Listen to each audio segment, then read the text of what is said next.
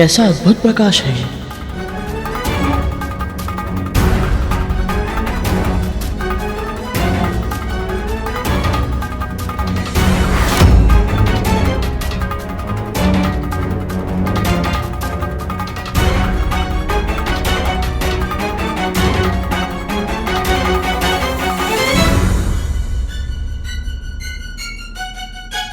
ये ऋषि आकार में इतने छोटे हैं, पर इनका तेज इतना अधिक है कि समस्त संसार में प्रकाश फैला रहा है।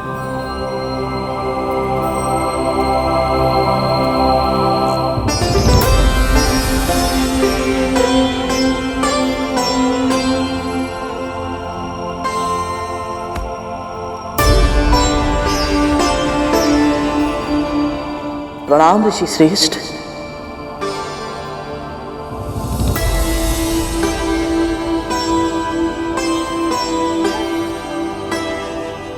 पक्षीराज, आप हमें ऋषि श्रेष्ठ कहकर क्यों पुकार रहे हैं? हम तो आकार में बहुत छोटे हैं।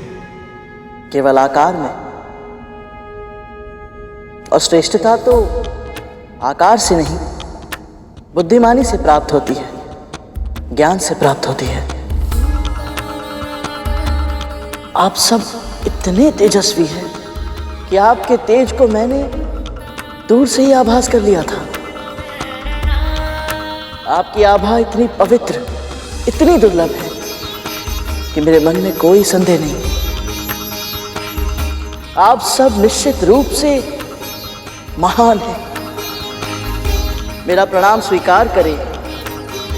बहुत कम प्राणी हैं जो हमारे तेज का आभास करने में सक्षम है। यह तो तुम्हारे उत्तम पालन पोषण और संस्कारी व्यक्तित्व का प्रमाण है। धन्य है तुम्हारे पिता महर्षि कश्यप और धन्य है तुम्हारी मां विंता, जिन्होंने ऐसे निष्ठावान और सद्गुणी पुत्र को जन्म दिया। अधिकतर प्राणी शक्ति प्राप्त करते ही पहले अभिमानी हो जाते हैं, फिर अज्ञानी, किंतु तुम्हारे साथ ऐसा नहीं है। तुम इतने शक्तिशाली होने के बाद भी न केवल स्वयं से दुर्बल व्यक्तियों के प्रति संवेदनशील हो, बल्कि तुम्हें इस बात का भी आभास है कि छोटे से छोटे प्राणियों में भी कोई न कोई विशेष शक्ति अवश्य होती है। इसलिए हम सब तुम्हें आज अणिमा और महिमा का वरदान देना चाहते हैं। अणिमा वह सिद्धि है पुत्र, जिससे तुम अपना आकार जितना छोटा चाहो कर सकते हो, और महिमा वह सिद्धि है जिससे तुम अपना आकार जितना विशाल चाहो कर सकते हो। तुम्हारा कल्याण हो पुत्र।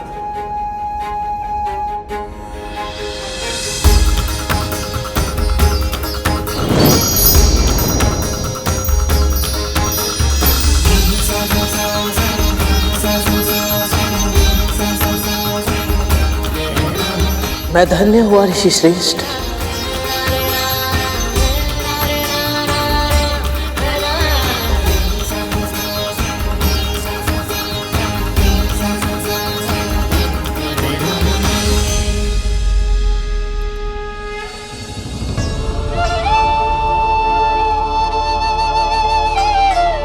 कहाँ रह गया गरुड़?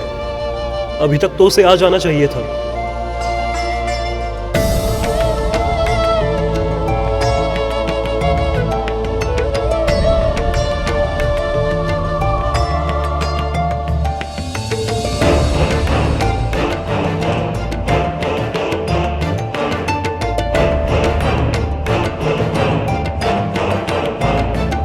मैं जब भी गरुड़ को देखता हूँ मुझे लगता है जैसे माँ स्वयं मेरे समक्ष है। वही सौम्य भाव, वही निर्मल स्वभाव, गरुड़ सत्य में माँ का प्रतिबिंब है।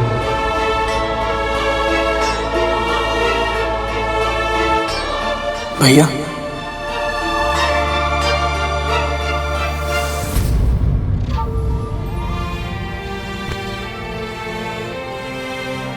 अपने छोटे भाई को आशीर्वाद नहीं देंगे?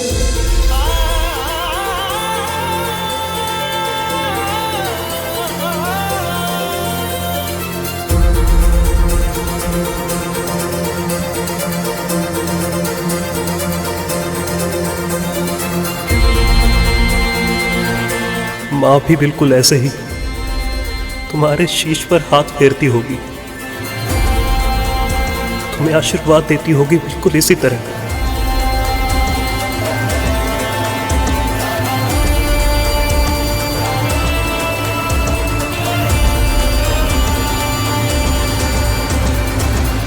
और कभी कभी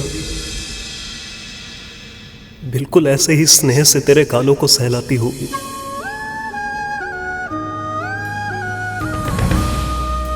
तुझे अपने हाथों से स्नान कराती होगी।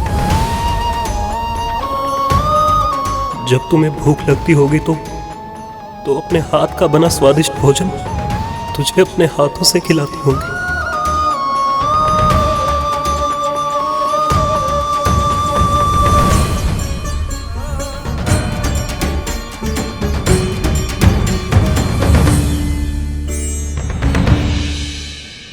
मां के स्पर्श को अनुभव कीजिए भैया, आपको अच्छा लगेगा।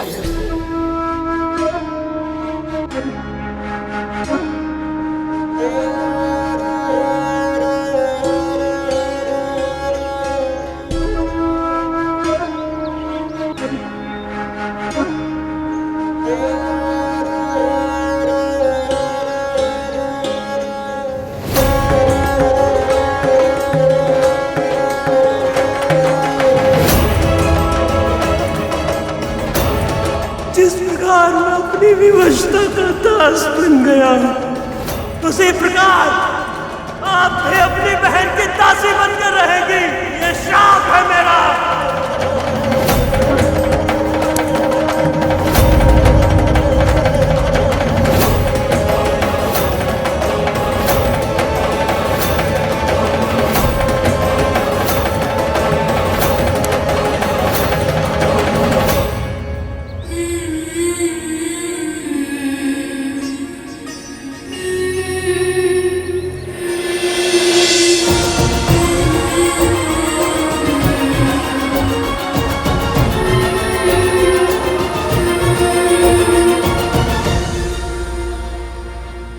अरुण,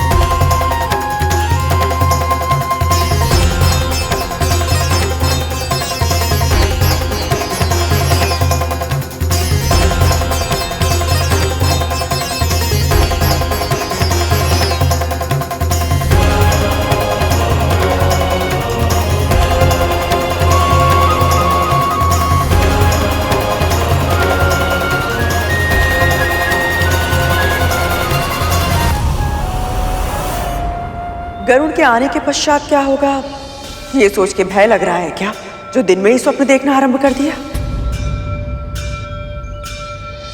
क्या हुआ? वही जो आपने कहा महारानी,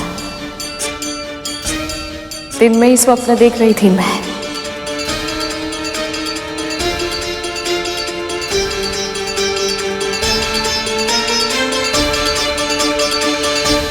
एक बार मेरे पुत्र मेरे पास वापस आ जाए, फिर इन मौत पुत्र के सारे स्वप्न बिखेर दूंगी मैं।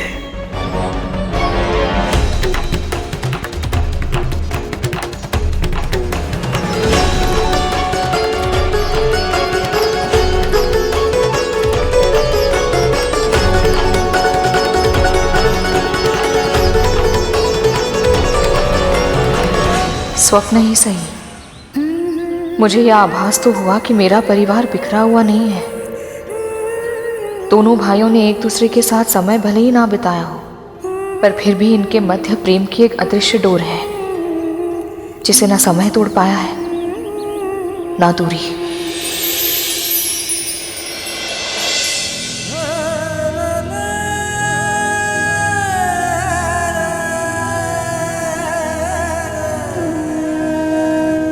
आज तुझे अपने इतने पास देखकर अपने हृदय से लगाकर ऐसा लगा जैसे माँ को हृदय से लगा लिया हो। शब्दों में वो सामर्थ्य ही नहीं है गरुड़, जिनमें मैं बता सकूं कि आज मैं कितना प्रसन्न हूं। मेरे जन्म के बाद मैंने माँ को जो श्राप दिया था, उसके बाद तो माँ मुझे माँ आपसे बहुत स्नेह करती है भैया।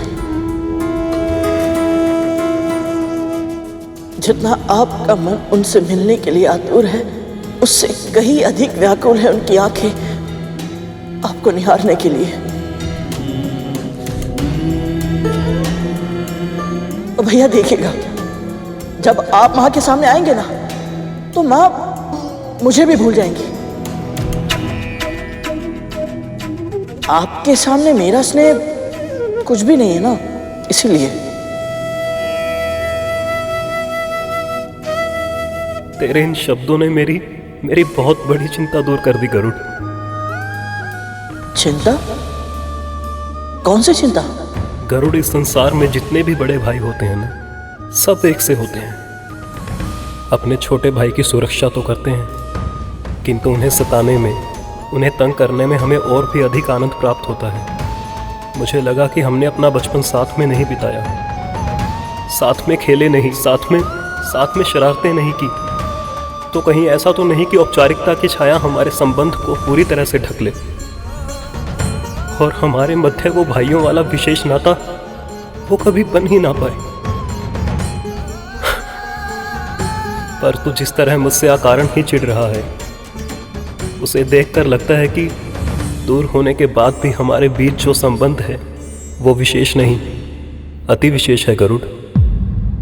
तू जानता है गरुड़, माँ और पिताजी चाहते थे कि उनके दोनों पुत्र माता पिता की भक्ति के आदर्श बने।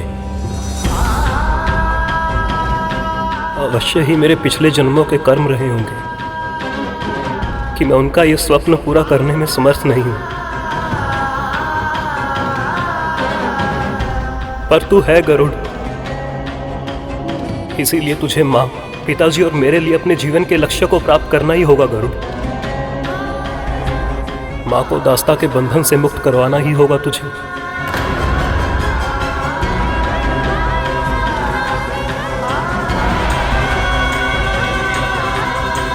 मैं आपको वचन देता हूँ भैया, मैं माँ को दास्ता से मुक्त अवश्य कराऊंगा।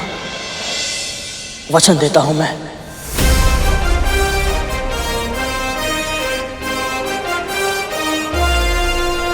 किंतु गरुड़, तू तो स्वयं कद्रू माँ और नागों का दास बन चुका है, फिर तू ये कार्य कैसे करेगा? मैं नहीं जानता भैया, हाँ तो इतना जानता हूं कि कोई ना कोई मार्ग अवश्य ढूंढ निकालूंगा मैं। बस किसी तरह बड़ी माँ प्रसन्न हो जाए तो हो सकता है उनका मन भी बदल जाए। इसीलिए तो मैं यहाँ तक आया हूँ, ताकि उनकी इच्छा पूरी हो पाए। तब तो मुझे तेरा समय बिल्कुल भी व्यर्थ नहीं करना चाहिए। जा, शीघ्र जा और सूर्य देव से भेंट कर। जी भैया, परंतु उसके पहले मुझे आपसे एक भेंट चाहिए।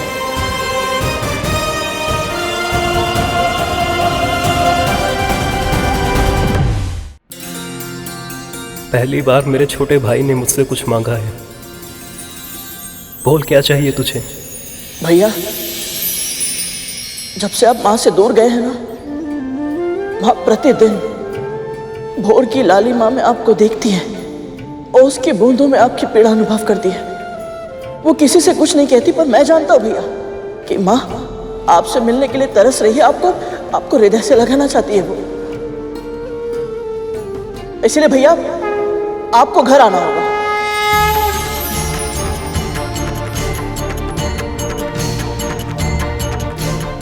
घर?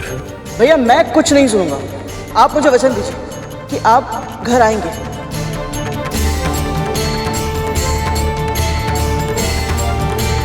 शीघ्र दीजिए वचन।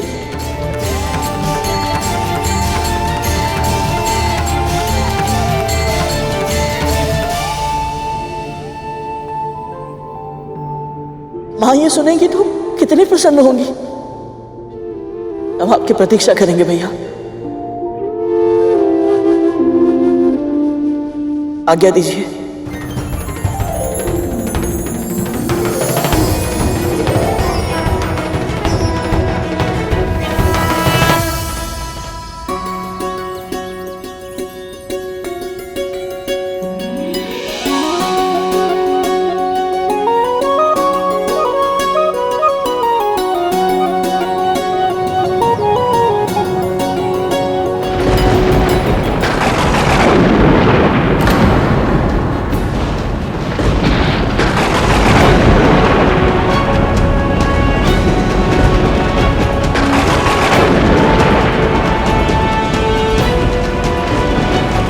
पहले दूध फटा और अब ये।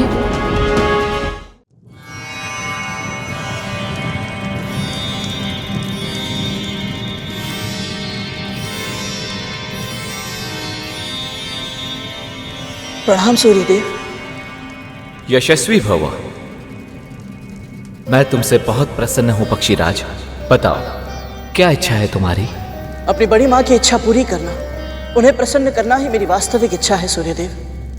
इसीलिए तो मैं यहाँ आया हूँ, उनके लिए सूर्य पुष्प लेने। सूर्य पुष्प तो एक माध्यम है गरुड़। क्या तुम जानते हो तुम्हें यहाँ क्यों भेजा है कद्रु ने?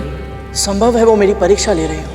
मैं अभी अभी उनका दास बना हूँ, तो हो सकता है वो मुझे जांच रही हूँ कि मैं उनके आदेश का पालन करते हुए अपने प्राणों को संकट में डालूंगा या नहीं। पर तुम जिस इच्छा से यहाँ तक आए हो वो मैं पूरी नहीं कर सकता गरुड़। मैं तुम्हें सूर्य पुष्प नहीं दे सकता।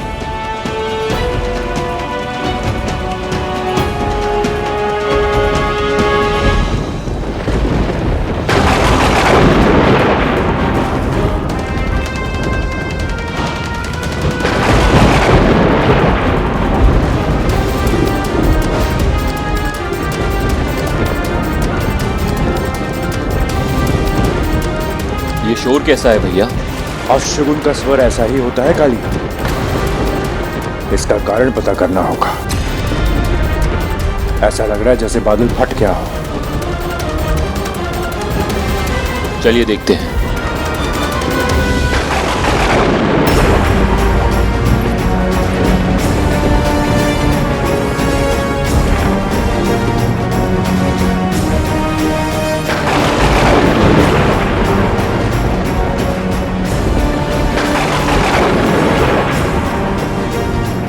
क्या हुआ दासी माँ?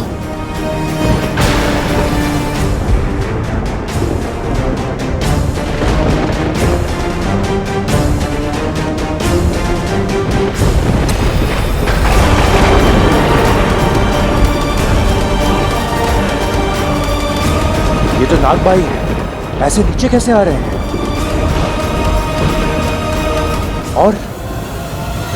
और गरुड़ का है? भैया मुझे लगता है कि सूर्य लोक के निकट पहुंचते ही तापमान बढ़ने लगा होगा और हमारे भाइयों ने निश्चय किया होगा कि वापस पृथ्वी लौट जाएं।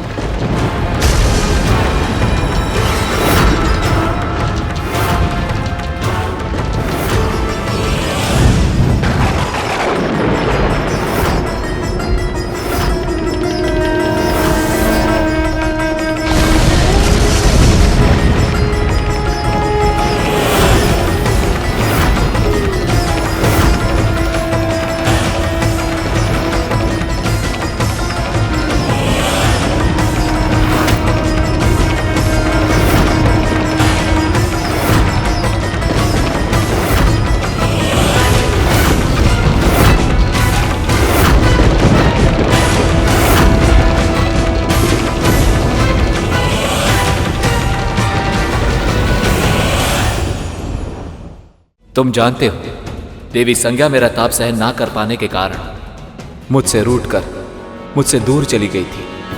उन्हें प्रसन्न करने के लिए ही तो मैंने सूर्य लोक में विशेष फूलों की उत्पत्ति की थी। अब हर दिन मेरे प्रेम के प्रतीक के रूप में देवी संज्ञा के लिए एक पुष्प खिलता है, इसलिए उस पर उन्हीं का अधिकार है। तुम सूर्य पुष्प को पृथ्वी पर ले जा सकते हो, पर केवल तभी जब देवी संज्ञा तुम्हें स्वयं वो पुष्प दे। उनसे वो पुष्प लेना तुम्हारे लिए आसान नहीं होगा गुरु, पर यदि तुम अपनी बुद्धि का उचित प्रयोग करोगे तो उपाय अवश्य मिलेगा। परंतु और हां, एक उपहार मैं भी तुम्हें दूंगा। अपना दाहिना हाथ आगे करो गरुड़।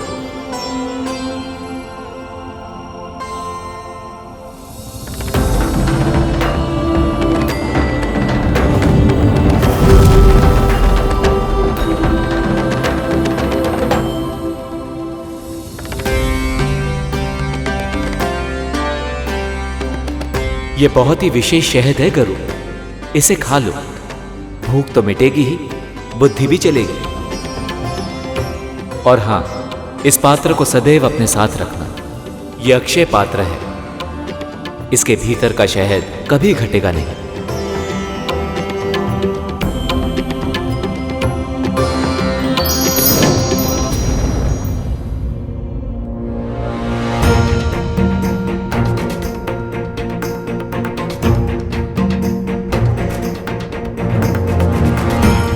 सूर्यदेव तो शहद की तरह मीठी मीठी बातें करके चले गए, परंतु मेरी समस्या तो वैसी की वैसी ही है, क्योंकि जब तक मैं देवी संज्ञा को मना नहीं लेता मुझे सूर्य पुष्प नहीं मिलेगा, और जब तक सूर्य पुष्प नहीं मिलता मैं अपनी मां के पास लौट नहीं पाऊंगा।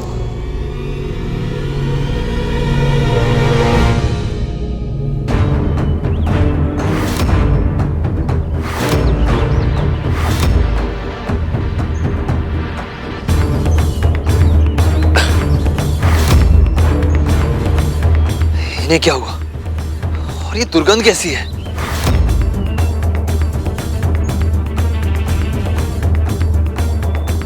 त्वचा के जलने की दुर्गंध है कालिया।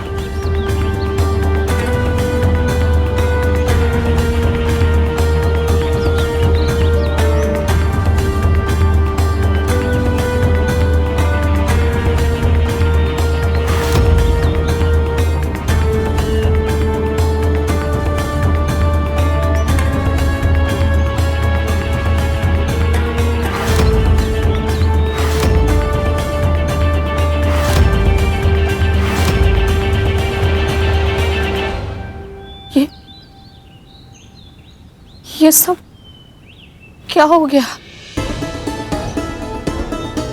उठो, आंखें खोलो सब। ये सब कैसे हो गया?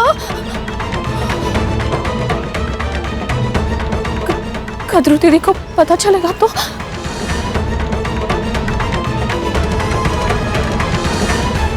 कितने दिन बीत गए इसे बचाए हुए। जब मेरे पुत्र वापस आ जाएंगे मेरे पास, तब जी भर के बचाऊंगी इसे। कितनी धूल मिट्टी जमा हो गई है इस पे।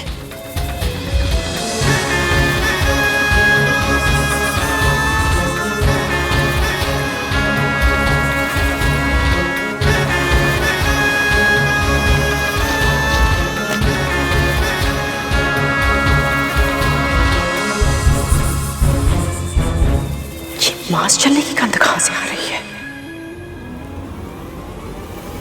विंता, विंता,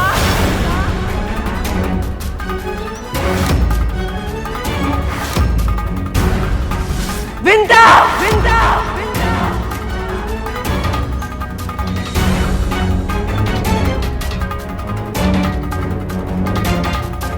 कोई उत्तर क्यों नहीं आ रहा है? कहां गए सब?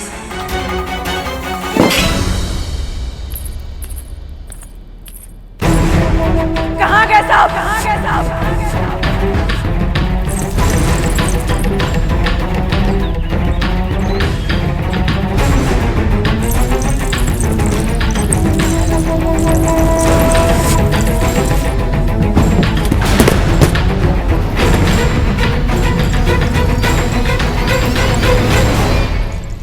न कोई प्रहरी है, न कोई सेवक, न कोई सेविका, और तो और मेरे पुत्र भी नहीं दिखाई दे रहे हैं। कहाँ है ये सब? ये वायु, सियारों का स्वर, वो आप रो क्यों रहे हैं?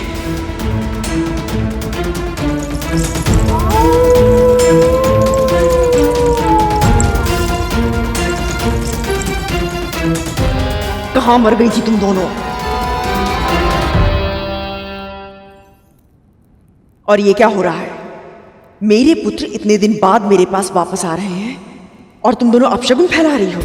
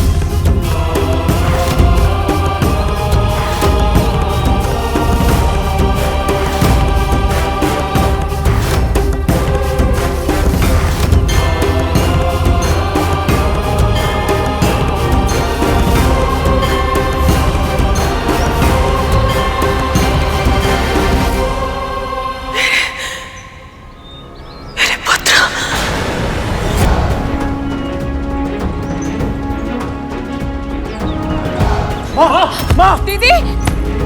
माँ! माँ! माँ क्या हुआ आपको? माँ! माँ! माँ माँ उठिए! माँ क्या हुआ आपको? माँ!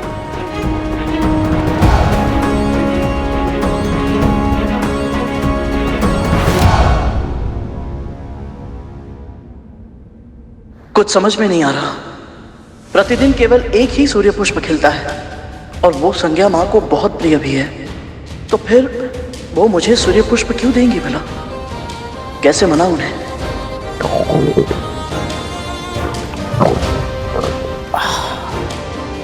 ये भूख इतनी तीव्र लग रही है कि बिना कुछ खाए मस्तिष्क कार्य ही नहीं करेगा। पर खाऊं किसे? नहीं, सूर्यलोक में मांसाहार उचित नहीं होगा। और खाऊं तो क्या खाऊं? ये बहुत ही विशेष शहद है गरुड़, इसे खा लो। भूख तो मिटेगी ही, बुद्धि भी चलेगी।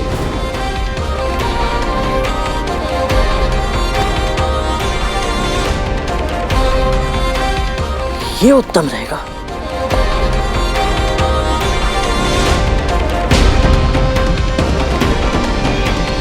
कितना अद्भुत है ये सूर्यदेव का उपहार।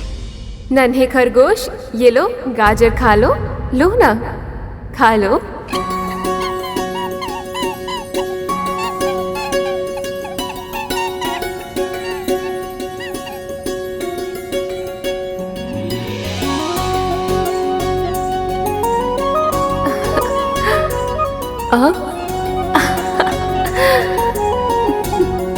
कितना चंचल है तू। कहाँ भाग रहा था? मुझसे छुपन छुपाई खेलेगा, बदमाश कहीं का। देवी संज्ञा तो बालिका की तरह खेल रही है। इसका अर्थ ये है कि इन्हें छोटे बच्चे प्रिय हैं। पक्षीराज, हम सब तुम्हें आज अणिमा और महिमा का वरदान देना चाहते हैं। महिमा वह सिद्धि है जिससे तुम अपनी कद काठी जितनी चाहो बढ़ा या घटा सकते हो। सूर्यदेव का ये उपहार अद्भुत है। शहद खाते ही बुद्धि तीव्र हो जाए, समस्या कोई भी हो, उपाय अपने आप मिल जाए।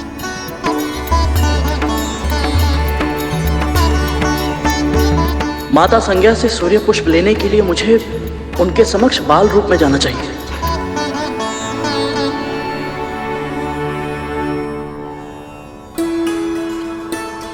माँ। हाँ?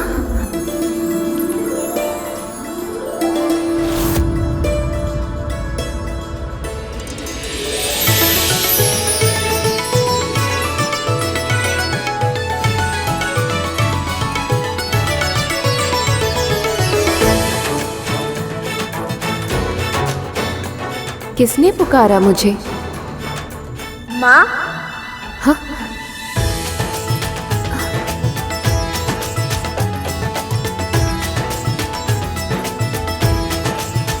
कौन है यहाँ पर? शीघ्र मुझे बताओ।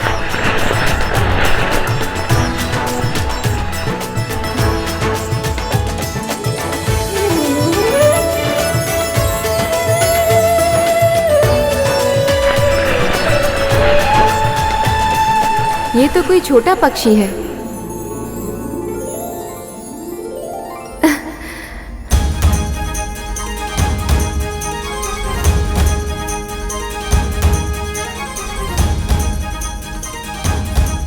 अरे कहाँ जा रहा है?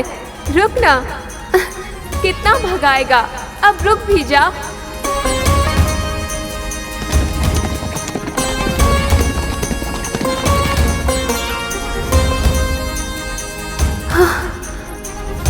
कहाँ लुप्त हो गया? अभी तो यही था। हाँ।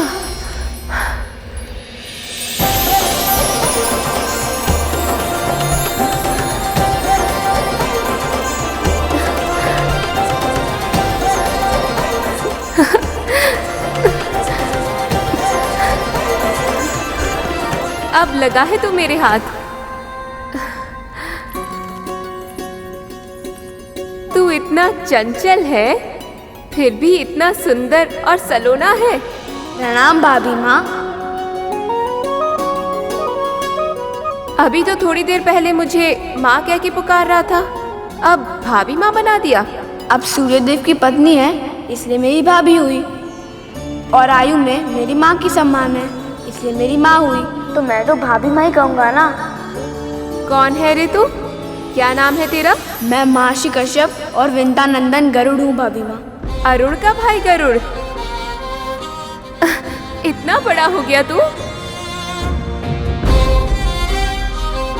यदि मैं इन्हें इस रूप में बड़ा लग रहा हूँ, तो अपने असली रूप में कैसा लगूंगा? अरे हंस क्यों रहा है तू? आप भी कितनी भोली है भाभी माँ। अभी मैं कहाँ बड़ा हुआ हूँ? अभी तो मैं एक नन्हा सा प्यारा सा बालक हूँ। सही कहा तूने। अच्छा ये बता, तेरी माँ कहाँ है? वो तो कुटिया में है। पृथ्वी पर? तू यहाँ कैसे आया? उड़कर। भूलोक से सूर्यलोक तक तू उड़कर आया, और थका भी नहीं, बल्कि मुझे दौड़ा दौड़ा कर थका दिया। इतनी शक्ति कैसे है तेरे भीतर? मैं प्रतिदिन भोर में उठकर 108 बार सूर्य नमस्कार करता हूँ, इसीलिए। सच में? करके दिखाऊं? बस बस समझ गई कि तू बहुत शक्तिशाली है, पर शक्ति केवल व्यायाम से नहीं मिलती, उसके लिए अच्छा भोजन भी करना होता है। और तुझे देखकर लगता है कि तेरे इस छोटे से पेट को बहुत सारे भोजन की आवश्यकता है। चल तुझे कुछ खाने को देती हूँ। नहीं भाभी माँ, आपको कष्ट करने की कोई आवश्यकता नहीं है। भाभी माँ कहा है ना तूने, तो चुपचाप भाभी माँ के आदेश का तो पालन करना होगा, और अच्छे बच्चे हट नहीं किया करते, समझा? चल अब मेरे साथ। विमाता कद्रू की इच्छा पूरी करने के लिए तू कितना कुछ कर रहा है, पर तुझे आभास भी नहीं है कि कितनी बड़ी दुर्घटना घट गई है, और भूलोक पर कितना बड़ा बवंडर तेरी प्रतीक्षा कर रहा है।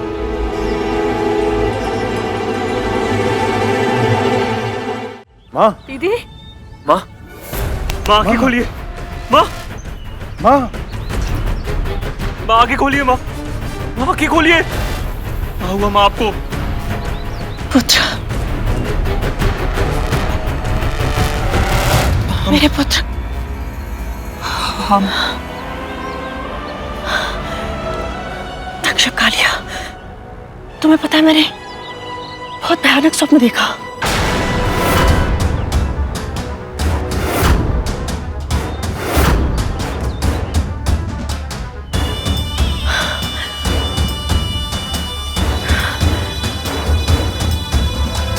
कुछ चल रहा है क्या?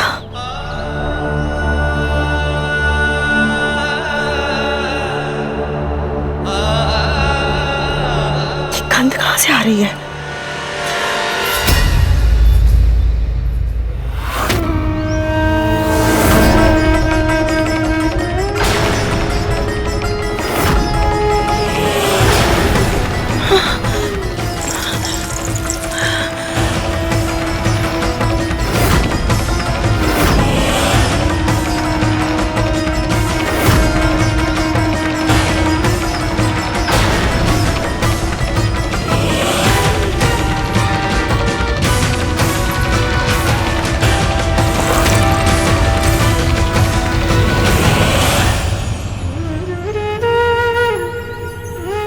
विष्णु लोक की यात्रा के समय सूर्यदेव और गरुण की भेंटावशी हुई थी, किंतु उसने सूर्यलोक में प्रवेश नहीं किया था। किंतु अब तुम्हारे आदेश के कारण उसे सूर्यलोक के भीतर प्रवेश करना होगा, और तब होगा उसे सूर्य के असहनीय तेज और विकराल ताप का अनुभव। उसके पंख जल जाएंगे, मृत्यु नहीं भी हुई तो भी तड़प तड़प कर वो पृथ्वी पर गिर जाएगा।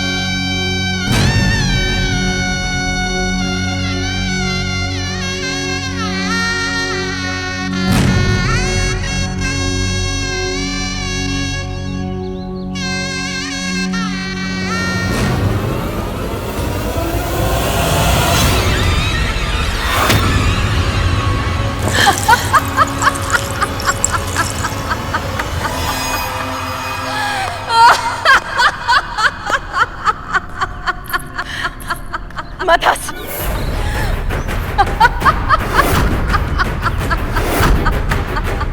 मैंने कहा ना तुझसे, मदस!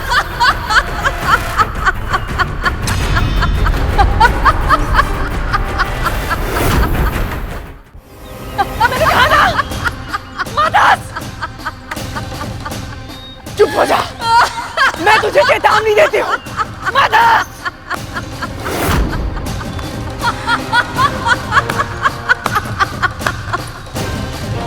चेतावनी देती हूँ मैं तुझे, मदस! चुप! क्यों? मेरे हंसने से आपको रोना आ रहा है, महारानी?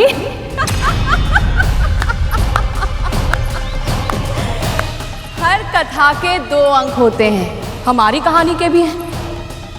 पहले अंक में मेरी आंखों से आंसुओं की बाढ़ आई थी, मेरे पुत्रों के तन पर घाव हुए थे। अब दूसरे अंक में वही कथा फिर से दोहराई जाएगी, केवल पात्र बदल गए हैं। इस बार आंसू आपकी आंखों से बह रहे हैं, आपके पुत्र सह रहे हैं वही कष्ट, वो तड़प रहे हैं, तिलमिला रहे हैं, पर ना उन्हें इस असहनीय पीड़ा से मुक्ति मिलेगी, ना आपको इस दुख से। जिन कुटिल चालों का प्रयोग करके आपने मेरे पुत्रों को मृत्यु के मुख में डाला था, आज उन्हीं कुटिल चालों ने आपके पुत्रों को यमलोक के द्वार पर खड़ा कर दिया।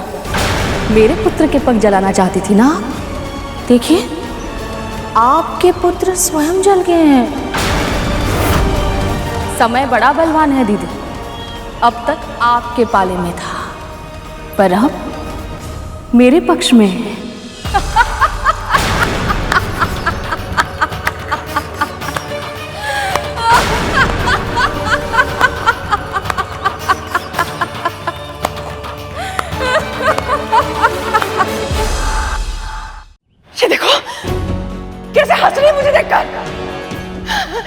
हंस रही है मुझ पे।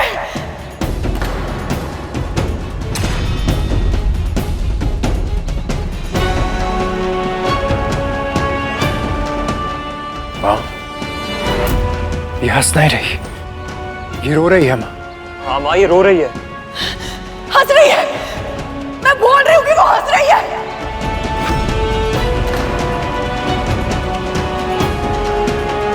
माँ, ये क्या कर रही हैं आप? संभालिए अपने आप को। संभालिए स्वयं को माँ, सचेत हो जाइए।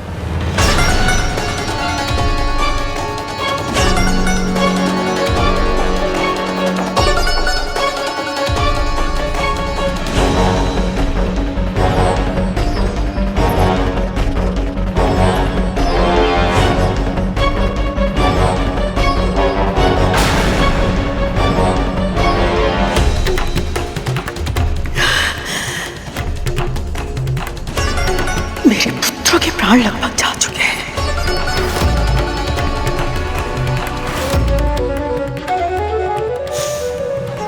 तेरा पुत्र कहाँ है?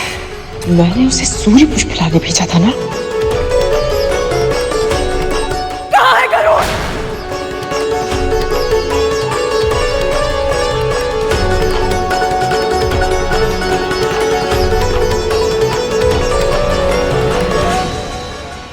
बस थोड़ा सा और। नहीं भाभी माँ, अब टनिक भी और खाया तो मेरा पेट फट जाएगा।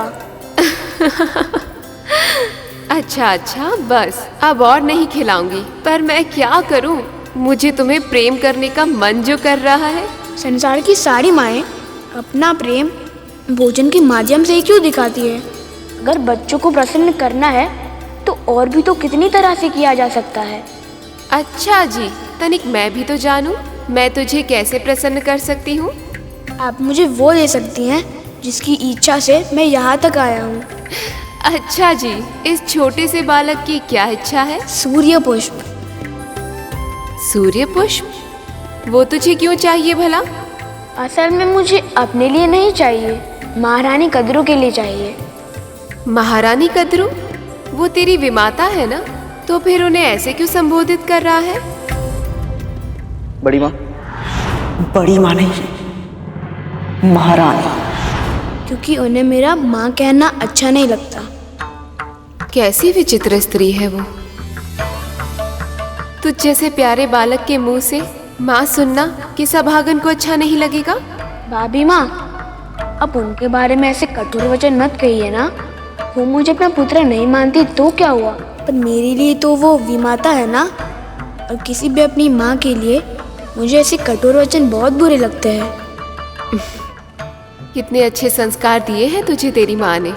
आजकल तो लोग एक दूसरे की निंदा और बुराई करना चाहते हैं, पर तुझे कठोर वचन कहना तो दूर, सुनना भी पसंद नहीं है। संभव है कि सूर्य पुष्प पाकर बड़ी माँ को मुझ पर विश्वास हो जाए और वो मेरी माँ को दास्ता से मुक्त करने की मेरी विनती स्वीकार कर ले। मेरे पुत्रों के प्राण लेकर क्या लगता है तेरा पुत्र जीवित बचेगा?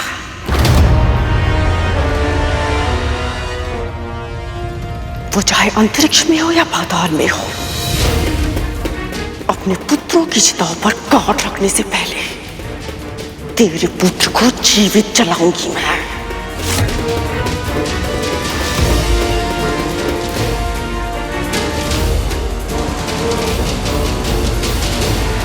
मैं नहीं जानती गरुड़ कहाँ है, पर इतना अवश्य जानती हूँ कि ये सब उसने नहीं किया है। वो अपने भाइयों को कष्ट तक नहीं पहुंचा सकता, फिर उनके प्राण लेने का षड्यंत्र तो कल्पना से भी परे है। बार बार उस गरुड़ को हमारा भाई मत बोलिए। हम संबंधी नहीं, स्वामी। और इसी चिढ़ का परिणाम है ये। कहाँ है तू गरुड़?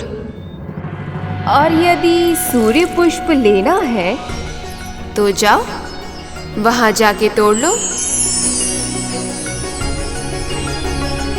मैं सफल हो जाऊं, इसका आशीर्वाद माँ और भाभी दोनों को देना होगा। केवल इस कार्य में नहीं, तू अपने हर लक्ष्य में सफल हो गरुड़। मेरा आशीर्वाद सदैव तुम्हारे साथ रहेगा। यदि मेरे भाइयों को मरणासन अवस्था में उसने नहीं पहुंचाया तो और किसने पहुंचाया दासी मां?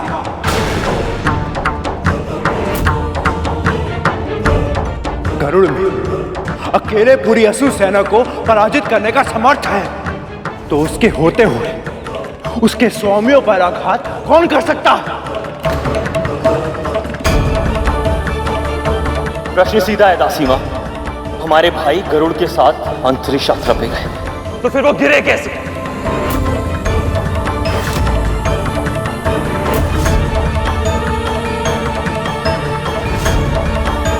उत्तर दीजिए दासी मां, मुंह खोलिए। ये ऐसे नहीं बोलेगी।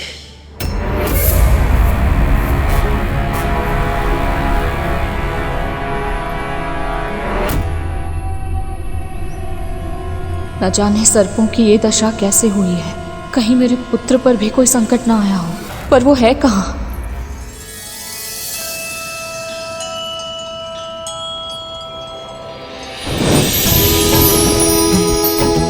वो यही है सूर्य पुष्प जिसके लिए मैंने इतनी परीक्षाएं दी। अब बस ये पुष्प देखकर बड़ी माँ प्रसन्न हो जाए तो ये सारी मेहनत सफल हो जाएगी।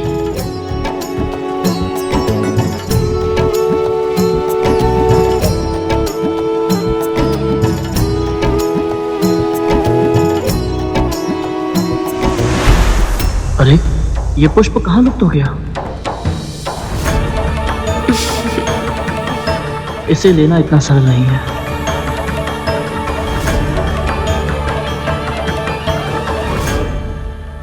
हे प्रकृति देवी, आप भी तो एक माँ है और ये बालक आपकी ममता का आवाहन करके ये निवेदन कर रहा है। ये फूल उसे अपने लिए नहीं, एक माँ के लिए चाहिए। कृपया मेरी प्रार्थना स्वीकार कीजिए, बस एक फूल दे दीजिए।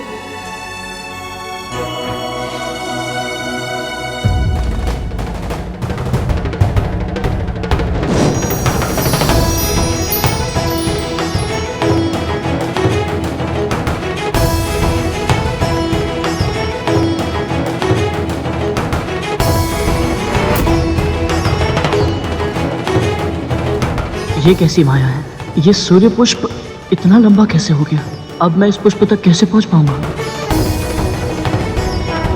इस फूल को लेना किसी बालक के लिए संभव नहीं है गरुड़।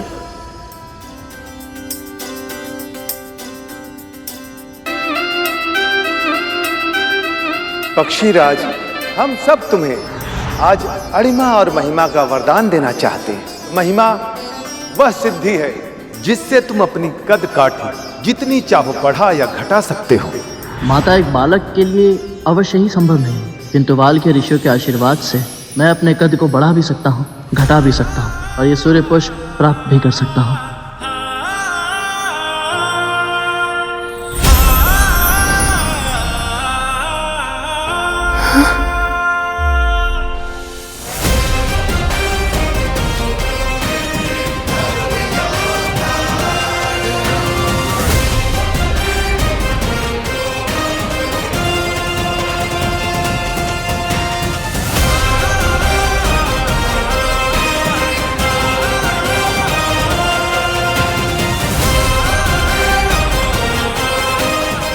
बस बस, मैं समझ गई कि तू कोई छोटा बालक नहीं है,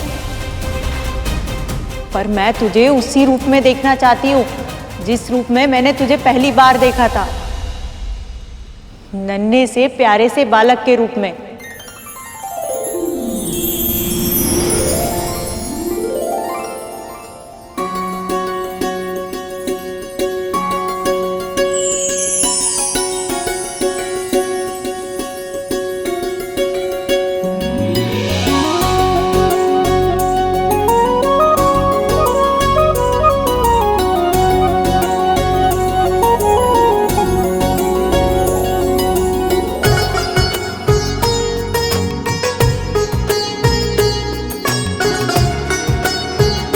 अब मुझे आज्ञा दीजिए भाभी माँ।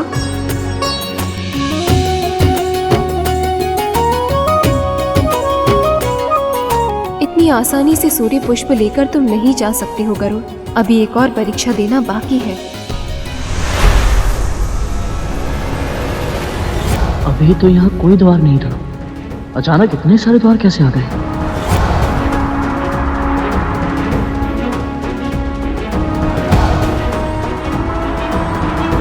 मुझे शीघ्र यहाँ से निकलना होगा, अन्यथा बड़ी माँ क्रोधित हो जाएंगी।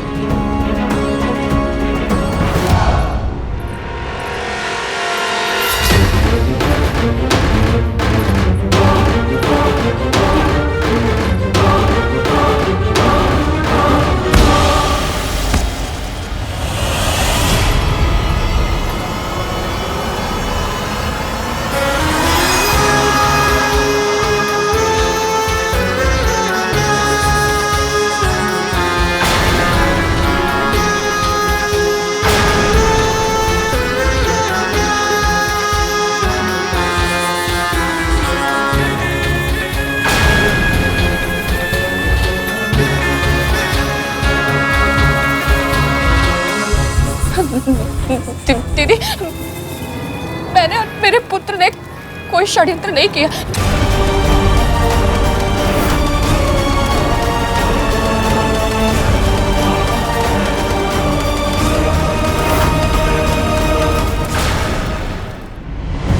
भाभी माँ, ये क्या हुआ? एक के स्थान पर 7 द्वार देखकर चौंक गया? सूर्य लोक का यही नियम है गरुड़। वापस जाने के लिए तुम्हें इनमें से सही द्वार चुनना होगा, नहीं तो तुम किसी और ही लोक में भटक जाओगे।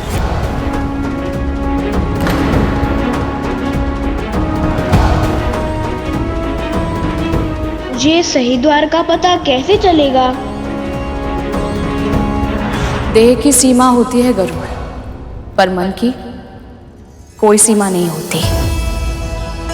देह की गति से कहीं तीव्र भागता है हमारा मन। देह की आंखों से भी कहीं अधिक देख पाती हैं हमारे मन की आंखें। इसलिए जब कभी तुझे लगे कि तू अपना मार्ग भूल गया है या अपने पथ से भटक गया है, तो अपनी आंखें बंद करके अपने मन में झांकना। तेरा मन तुझे अवश्य ही सही मार्ग दिखाएगा।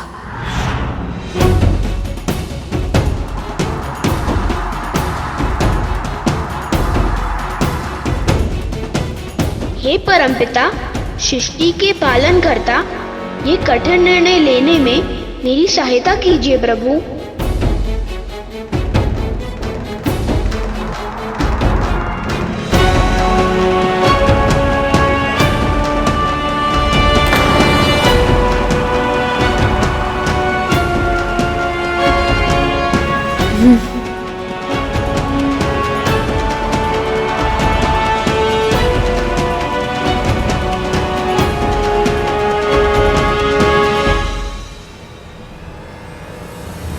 हे प्रभु, मैंने सही द्वार का चुनाव तो किया है ना?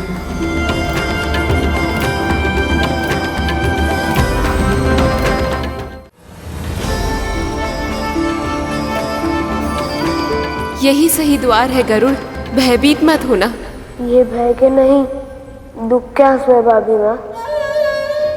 मैं द्वार को पार कर तो लूंगा और इस सूर्य पुष्प लेकर धरती पे भी लौट जाऊंगा, पर मेरा बचपन यही छूट जाएगा माँ। मेरे जन्म के बाद कुछ स्थितियाँ ऐसी आई कि मैं अपनी माँ और भाई के साथ सुखी जीवन बिता ही नहीं पाया, पर आज यहाँ आकर कुछ ही देर में मैंने अपना पूरा जीवन ही जी लिया माँ। आप सबकी बहुत स्मृति आएंगी मुझे माँ।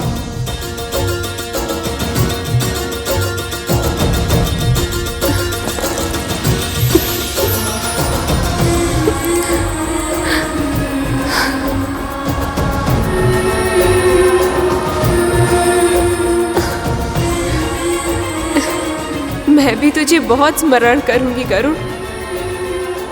तेरे इस रूप के कारण न जाने कितने वर्षों के बाद मुझे अपनी ममता को फिर से जीने का अवसर मिला। हर माँ चाहती है कि उसकी संतान बड़ी हो और जीवन का दायित्व संभाले, पर उसके मन का एक कोना सदैव उन्हें अपने आंचल में समेटे रखना चाहता है।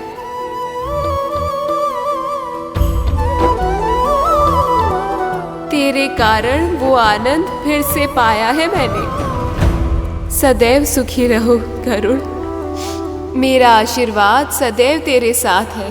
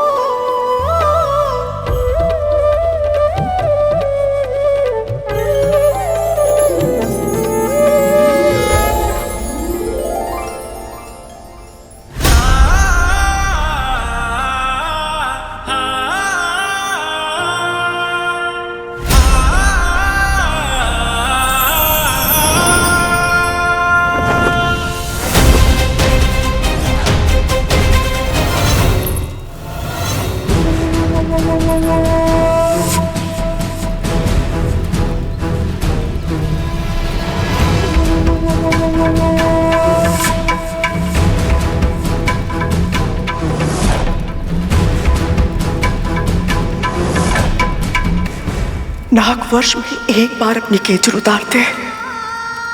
ये प्रक्रिया उन्हें बहुत कष्ट देती है और ये मैं जानती हूँ केवल। पर जब वो केचुल, वो त्वचा उनके तन पर चिपक जाती है ना, तो पीड़ा बहुत आसानी होती है। तब वो अभागा प्राणी केवल और केवल मृत्यु की कामना करता है। मृत्यु आती भी है उसे, किंतु धीरे धीरे धीरे वो तड़प, वो जलन जो आज मेरे पुत्र अनुभव कर रहे हैं, तेरे पुत्र ने दिए उन्हें। उनके तन पे जो भी घाव लगे हुए हैं ना, उसको उत्तरदायी तेरा पुत्र है।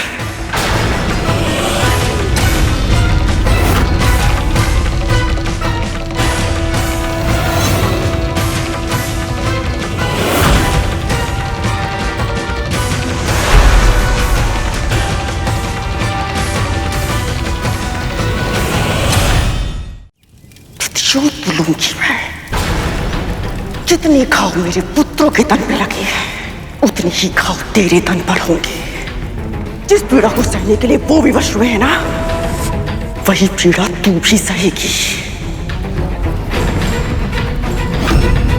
देख विद्या, देख क्या दिख रहा है उनकी आंखों में।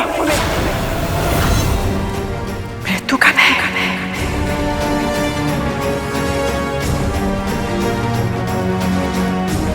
वही भय मैं तेरी आंखों में देखना चाहती हूँ।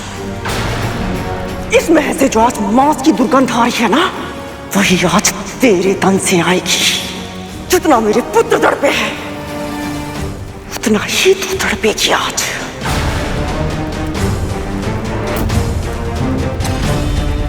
दीदी, ऐसे ही, बिल्कुल ऐसे ही मेरे पुत्रों ने भी मुझे पुकारने का प्रयास किया होगा,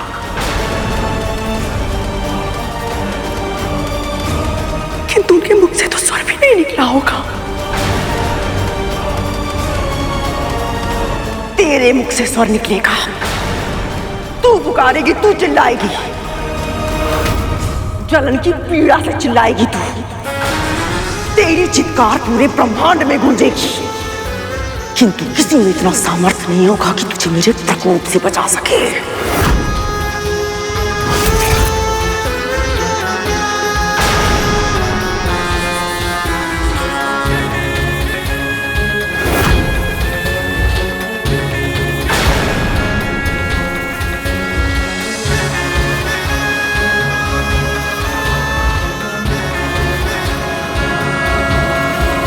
रुक जाइए बड़ी माँ।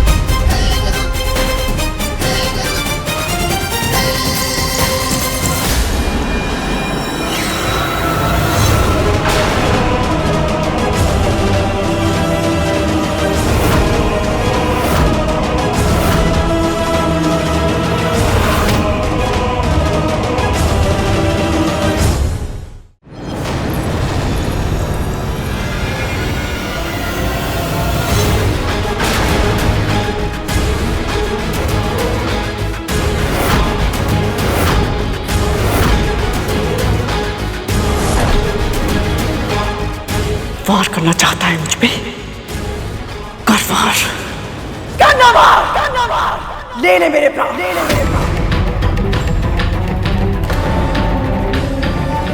मेरी बची हुई संतानों का भी अंत कर दे, ले ले सबके प्राण, जीवन समाप्त कर देना सबका। किसी को भी अर्धमृत बिल्कुल मत छोड़ना।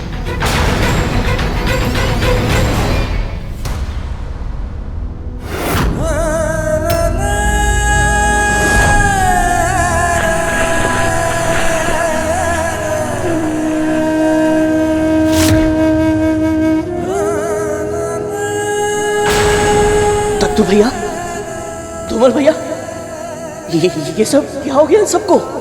ये ऐसी अवस्था में? वाह, माँ और पुत्र नाट्य कला में कितने पारंगत हो। अब तू यही कहेगा ना कि तुझे कुछ नहीं पता? हाँ महारानी। मेरे पुत्र तेरे साथ केवल भ्रमण करने गए थे। उनके शरीर पर इतने घाव कैसे लगे, वो जल कैसे गए, तुझसे बिछुड़ कैसे गए?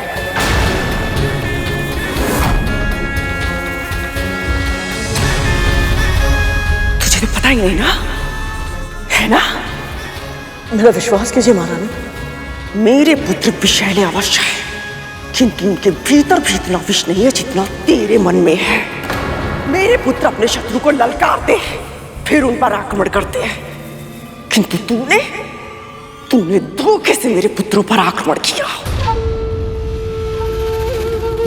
मेरे नाग जब आखेट के लिए जाते हैं तो अपने शत्रु को भागने का और बचने का एक अवसर देते हैं। तूने अंतरिक्ष पर ले जाकर उन पर वार किया जब तुझ पर निर्भर थे।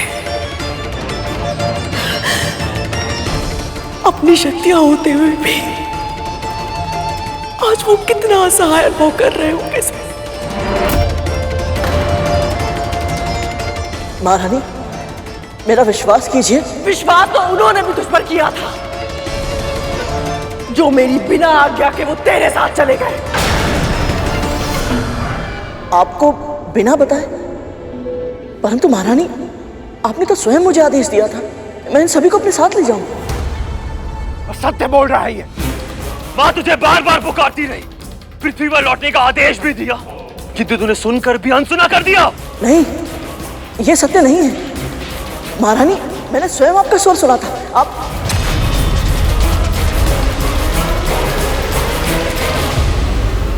जब दास आकाश में उड़ सकता हो तो भूमि पे भ्रमण करने की क्या आवश्यकता? हाँ तख्तू भैया, ये तो बिल्कुल तक्षक भैया का स्वर है। ज्यादा चाटुकारिता मत कर। वाह धूमल भैया, ये तो बिल्कुल कालिया भैया जैसा स्वर है। तख्तू और धूमल भैया। गरुड़, तू गया नहीं अभी तक? महारानी, आपके पुत्र मेरे साथ जाना चाहते थे। वो जो चाहते हैं वैसा ही कर। ये सब तू क्या कह रहा है? कद्रू दीदी कभी नहीं चाहती थी कि नाग अंतरिक्ष में जाए, तो ये कैसे आदेश दे सकती हैं? माँ, तख्तू भैया और धूमल भैया अलग अलग स्वर निकालने में निपुण हैं। इन सभी को अंतरिक्ष में जाने की बहुत इच्छा थी, मुझसे हट भी कर रहे थे ये। मैंने इनसे कहा भी कि महारानी की आज्ञा के बिना मैं इन्हें साथ में नहीं ले जा सकता। तो हो सकता है जब मैंने इनसे आज्ञा मांगी तो धूमल भैया नहीं। इसे नियंत्रण में नहीं रख सकती तो बता दे, मैं इसे लोहे की साकलों में बांधकर अंधकूप में फिकवा दूंगी। तू तो सिर्फ दासी है मेरी, पर तेरा पुत्र जीवन भर के लिए मेरा बंदी होगा। महारानी, इसे क्षमा कर दीजिए महारानी। वो नादान है, बालक है, अपना भला बुरा नहीं समझता। मैं इसे समझाऊंगी। वाह धूमल भैया, अद्भुत प्रतिभा है आपने। आपकी आवाज बदलने की कला अद्भुत है ना बुद्धंदी? हाँ सरकोटा, अत्यंत प्रभावी है।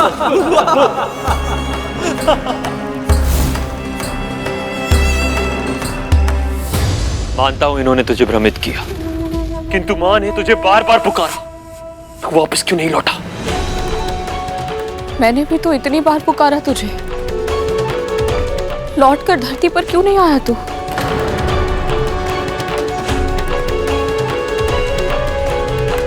इस सूत्र के कारण मन से, वचन से और कर्म से मेरी विमाता महारानी कद्री और उनके 1 सहस्त्र पुत्रों की दास्तां स्वीकार करता हूं।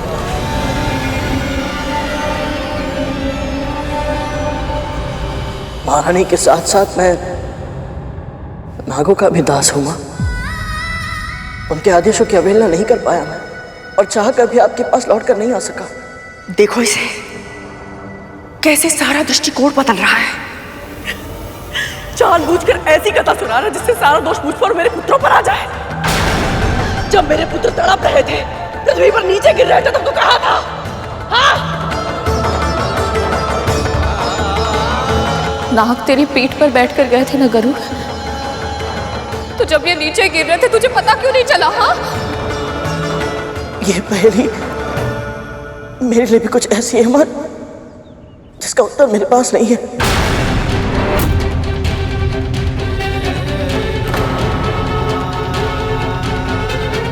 इस यात्रा में बहुत सी ऐसी घटनाएं हुई जो मेरे वश में नहीं थी।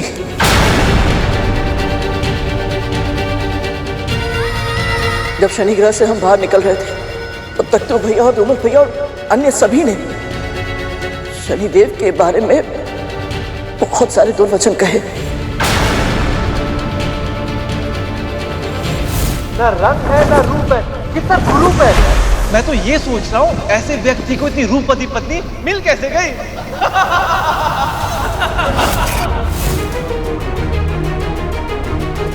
हो सकता है शनिदेव ने वो सब सुन लिया और क्रोध में आकर अपनी वक्र दृष्टि।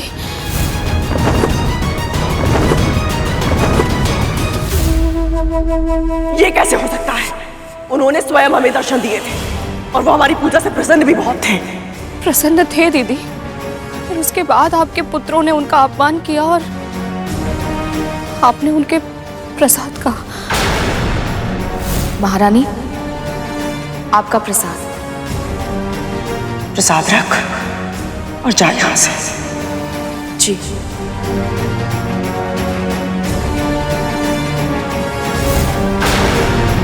तब तो यह अवश्य ही शनिदेव की वक्र दृष्टि का प्रभाव है। विनाश काले विपरीत बुद्धि।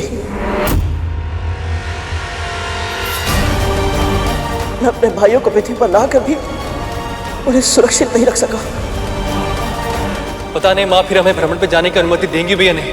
तुम अगर चाहोगे तो हम मौन धारण कर लेंगे। नाग रूप में हम तुम्हारे पक्ष में कहीं छुप कर बैठ जाएंगे ताकि हमारे अस्तित्व का पता ही ना चले। हे ईश्वर, यदि इन सब के हट के आगे मैंने हार नहीं मानी होती तो इस समय परंतु महारानी, मेरा विश्वास कीजिए, मैं सत्य कह रहा हूं। मुझे तो लगा था कि ये सभी अपने वचनों के कारण मौन है, शांत और सिर होकर छिपे हुए हैं। मुझे आभास तक नहीं था कि ये मेरे साथ नहीं है। कैसे विश्वास करूं मैं? हाँ, कैसे? जो ये सूर्य पुष्प इतना संभाल कर ले आया जिसकी एक पंखुड़ी तक नहीं टूटी, उसके भाई तड़प तड़प के गिर रहे थे और उसे आभास तक नहीं हुआ। क्यों मानूं मैं तेरी बात? क्यों?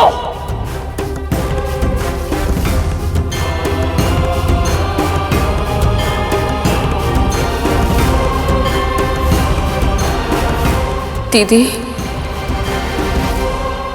आंखें हृदय का दर्पण होती है। इसकी आंखों में देखिए, यदि इसने जानबूझकर कुछ किया होता तो। कितने कुटिल हो तुम दोनों। मुझे स्वयं की दृष्टि में दोषी ठहराना चाहते हो ताकि मैं स्वयं को उत्तरदायी मानने पर विवश हो जाऊं, बिल्कुल वैसे ही जैसे इतने वर्षों तक अरुण के डिंब को फोड़ने के बाद विंता अपने आप को दोषी मानती रही। तुम लोग चाहते हो कि मैं अपने पुत्रों की दृष्टि में अपराधी बन जाऊं, स्वयं को निरीह और मुझे अत्याचारी सिद्ध करना चाहते हो। नहीं मां, हम आपको अत्याचारी नहीं मानते। आपका कोई दोष नहीं है।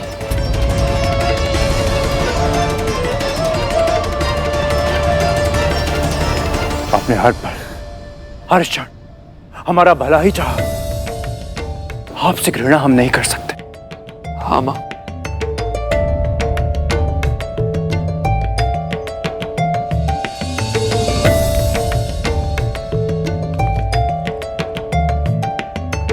क्षमा कर देना मेरे पुत्रों, मुझे मैं सदा से जानती थी कि ये गरुड़ मेरे पुत्रों के लिए संकट बन जाएगा। मैं फिर भी उसे नियंत्रित नहीं कर पाई और मैं तुम्हारे भाइयों को सुरक्षित कर पाई।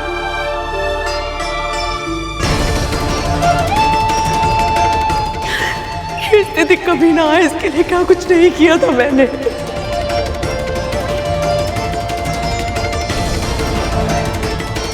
इन अभागों के साथ ऐसा कुछ हो जाएगा इसकी तो कल्पना भी नहीं की थी मैंने।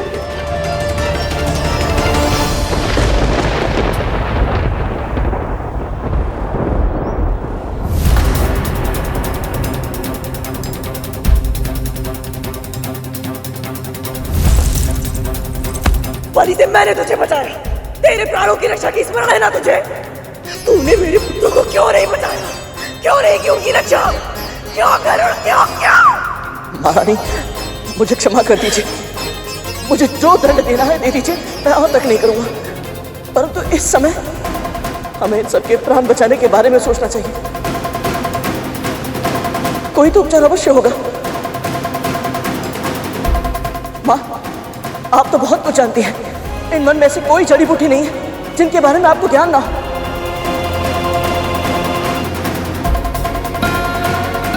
माँ, वो लेप आपने जो बनाया था, जिससे मेरे तन के घाव एक रात्रि में ठीक हो गए थे, मुझे बताइए, मैं स्वयं अपने हाथों से जड़ी बूटी पीसकर अपने भाइयों के लिए लेप बनाऊंगा।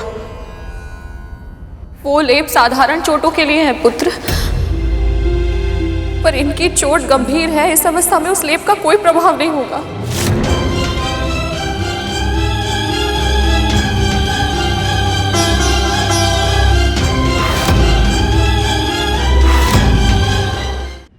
ऐसा नहीं हो सकता माँ।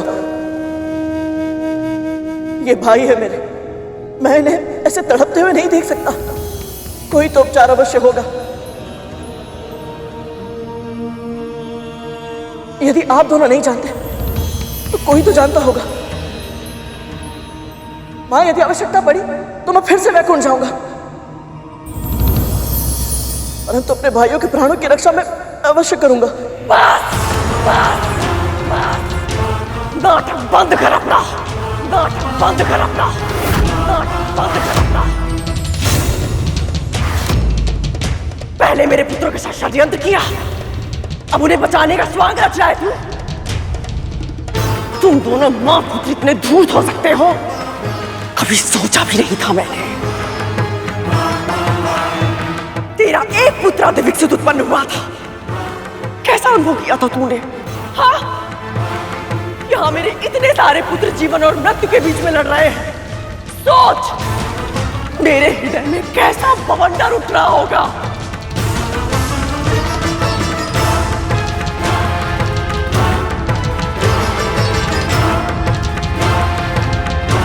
और कितनी दुखद बात है कि ऐसी घनघोर पीड़ा में भी मेरा साथ देने के लिए कोई नहीं है। जब अरुण का फूटा था ना, तेरी पीड़ा के आभास ने हमारे स्वामी की तपस्या भंग कर दी थी और वो तेरे पास चले आए थे। किंतु आज जब मेरे पुत्र यमराज के मृत्यु पाश में फंसे हुए हैं, तब वो निरासक्त थे। आपसे जो भूल हुई है, उसके बाद आपके दूसरे पुत्र के प्रति आपका दायित्व और बढ़ जाता है। अब आपको शारीरिक रूप से ही नहीं, मानसिक और आत्मिक रूप से भी शक्तिशाली बनना होगा, ताकि हमारा पुत्र हरिश्चंद्र अर्थात अपने 6 विकारों पर सदैव नियंत्रण रख सके। जब एक पिता ही अपने पुत्र के साथ पक्षपात कर सकते हैं, तो मैं क्या करूं?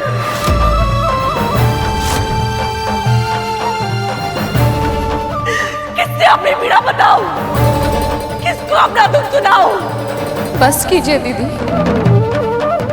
बस कीजिए। आप जानती हैं कि हमारे स्वामी ऐसे नहीं है। यदि ऐसे नहीं है तो कैसे है वो? कहाँ है वो जो मेरे पुत्रों के भी पिता है?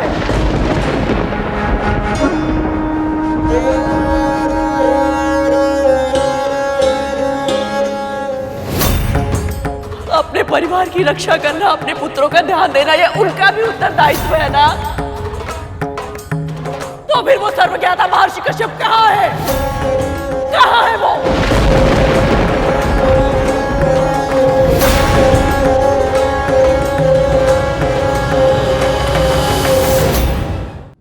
संभालिए दीदी।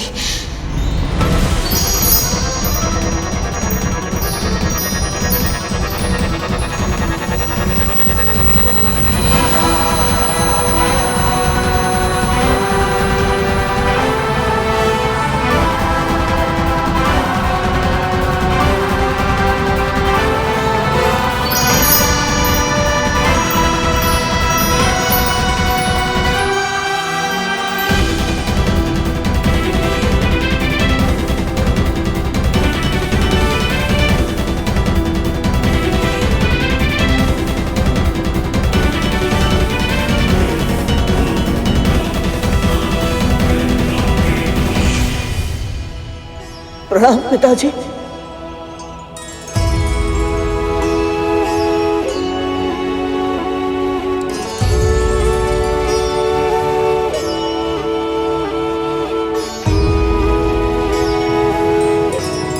प्रणाम स्वामी।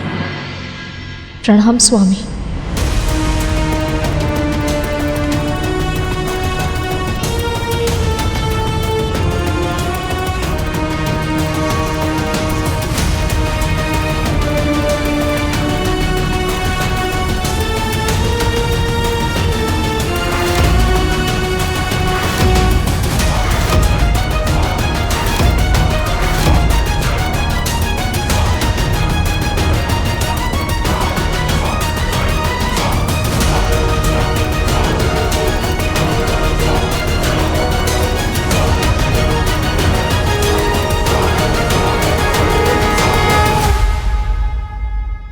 ये सब तो अर्धमृत अवस्था में है। अब इन सब का ठीक होना असंभव प्रतीत होता है।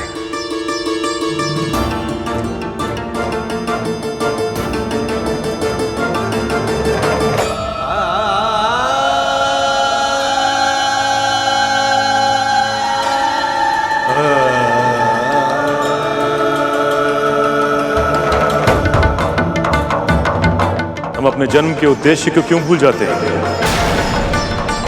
हमने जन्म लिया है परोपकार के लिए, संसार को कुछ देने के लिए। मृत्यु के बाद यह तन यहीं छूट जाता है।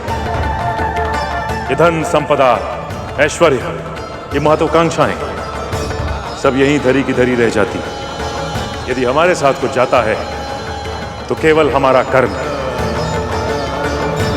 और बुरे कर्मों का फल हमें इसी धरती पर, इसी जन्म में मिल जाता है।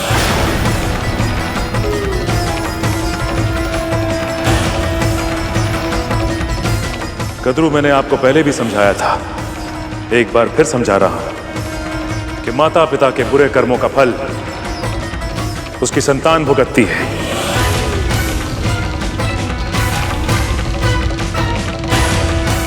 और इस समय जो हमारी संतान ये भीषण कष्ट भोग रही है, ये भी आपके बुरे कर्मों का फल है।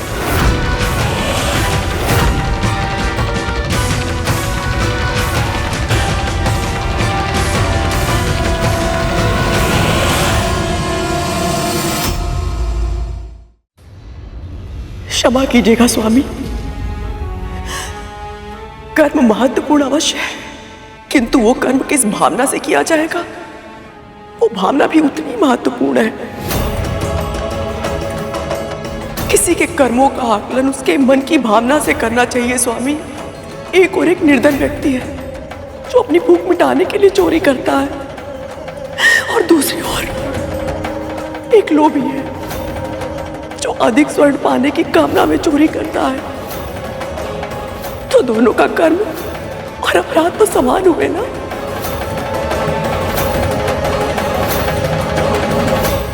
किंतु दंड एक समान नहीं होता है। मैं जानती हूँ आपकी दृष्टि में मैंने बहुत बुरे कर्म किए हैं।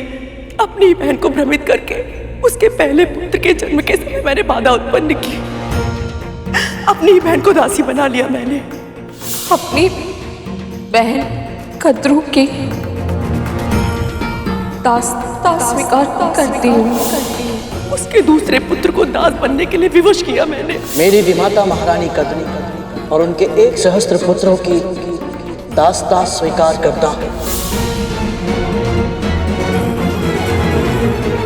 किंतु ये कर्म करते समय मेरी भावना अत्याचार करने की नहीं थी। मैं केवल अपने पुत्र को सुरक्षित करना चाहती थी।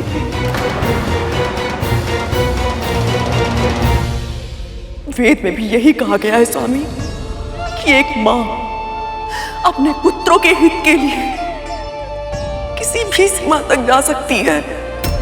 इस संसार के किसी भी नियम का उल्लंघन कर सकती है वो। जब अनजाने में महादेव ने गौरी पुत्र गणेश का मस्तक काट दिया था, तब मां गौरी ने उन्हें विवश किया था कि उनके मृत बालक को जीवित करे। प्रभु शिव ने हाथी का मस्तक काटकर गणेश के धड़ पर लगा दिया था। मां तो वो शक्ति है स्वामी जो महादेव शिव को भी अपना निर्णय बदलने के लिए विवश कर सकती है।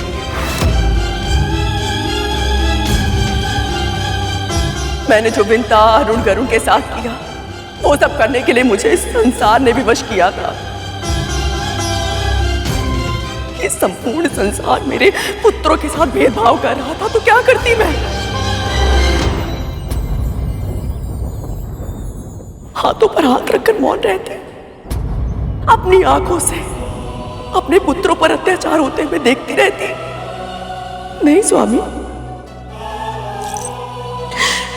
मैं इतनी महान नहीं हूं, मैं इतनी महान। आज मैं इस संसार से एक प्रश्न पूछना चाहती हूँ स्वामी। यदि मेरे जप तप व्रत में कोई कमी नहीं थी, तो महर्षि दुर्वासा ने वो पारिजात माला विंता के हाथों में क्यों दी? इसे जो धारण करेगा उसे ऐसी प्रतापी संतान प्राप्त होगी जिसके नाम और यश की कीर्ति समस्त ब्रह्मांड में फैलेगी।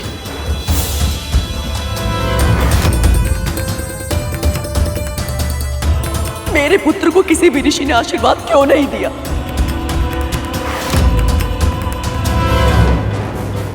जबकि वाल्कील ऋषियों ने विंता के पुत्र को आकाश के इंद्र से भी अधिक शक्तिशाली होने का वरदान दिया था। भगवान विष्णु के प्रताप से होने वाली आपकी संतान का वर्चस्व संपूर्ण आकाश में स्थापित होगा। ये कैसा न्याय है स्वामी? कैसा न्याय है ये? जिसके मन में अपने पुत्रों के लिए कोई बड़ा स्वप्न ना हो, कोई महत्वाकांक्षा ना हो, जो केवल इतना चाहती थी कि उसके पुत्र अपने माता पिता की सेवा करें।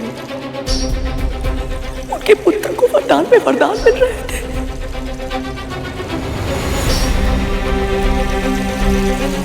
और जो माँ अपने पुत्रों के लिए स्वप्न देख रही थी कि उसके पुत्र सर्वशक्तिशाली हो, इस त्रिलोक पर शासन करे, संसार पर राज करे, उनके पुत्रों को एक भी आशीर्वाद नहीं। ऐसा पक्षपात क्यों स्वामी? क्यों?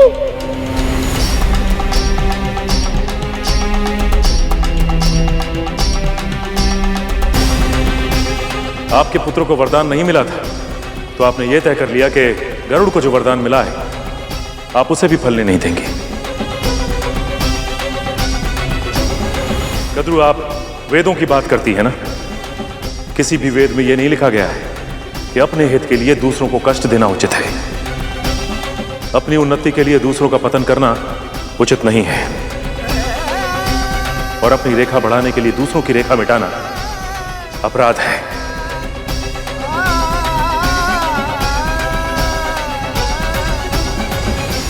आप ये मानती है ना कद्रू कि आपने जो कुछ भी किया है अपनी संतान की भलाई और उनके भविष्य के लिए किया है, पर ये सारे कर्म करते समय आप ये भूल गई कि एक मां का सबसे महत्वपूर्ण धर्म होता है कि अपनी संतान में ऐसी क्षमता का विकास करे ताकि वो योग्य बन सके। कद्रू, आपने अपनी संतानों को योग्य नहीं बनाया।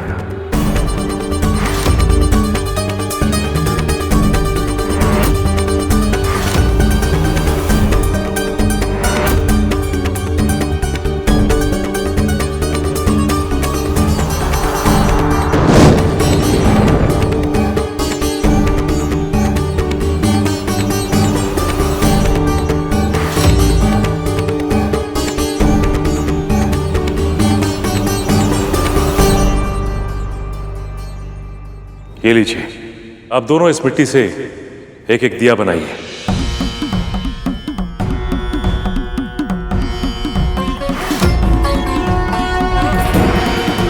तक्षक, जल लेकर आओ।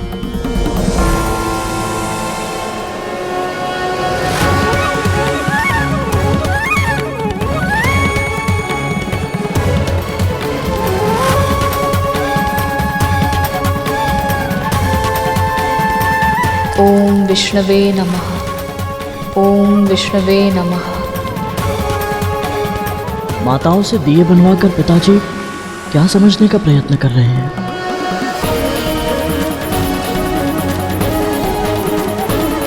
ओम विष्णवे नमः।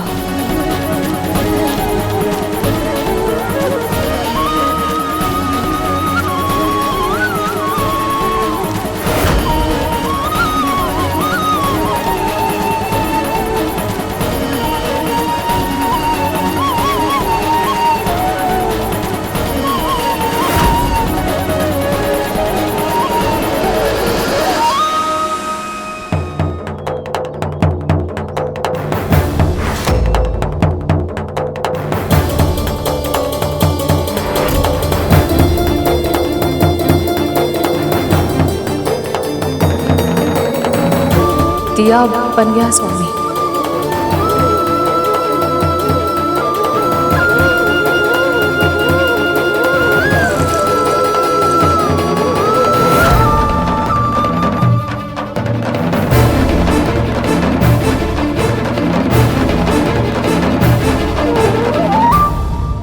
आप दोनों दिया बनाना जानती हैं, पर इस दिए को पूरा बना पाई केवल विंथा, और वो भी इतना सुंदर, क्योंकि आप दोनों के कार्य करने के ढंग में अंतर है।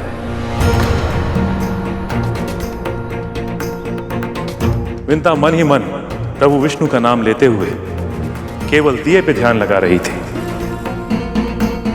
पर आप कद्रू, आपका ध्यान अपनी मिट्टी से अधिक इस बात पर था कि विंता क्या कर रही है।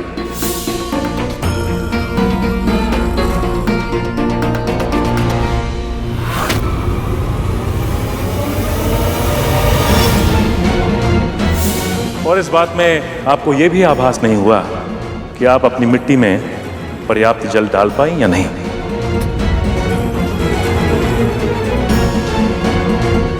संतानों का पालन करना भी मिट्टी के दिए बनाने जैसा ही होता है। इसमें मिट्टी का ध्यान देना पड़ता है कि आपकी संतान की क्या कमियां हैं और क्या अच्छाइयां हैं, ताकि आप उनकी कमियों को ठीक कर पाएं और अच्छाई को उभार पाएं, जिससे आपकी संतान योग्य बने।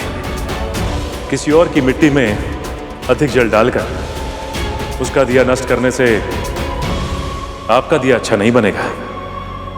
और जब तक आप इस अंतर को नहीं समझेंगी, आप और आपके पुत्र इसी तरह समस्याओं में उलझे रहेंगे।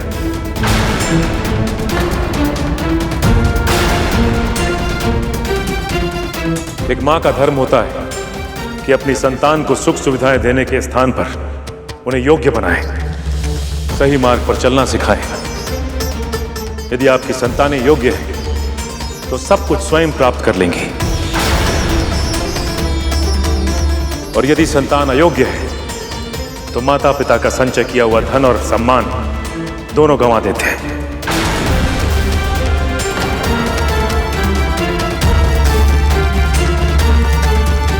कितने ज्ञान की बातें कही है पिताजी ने। माँ और हम पहले से ही इतनी पीड़ा में, और पिताजी हमारी पीड़ा दूर करने के स्थान पर हमें ज्ञान दे रहे हैं। हो क्या गया है पिताजी को? मां को नीचा दिखा रहे हैं और इस दासी की प्रशंसा कर रहे हैं।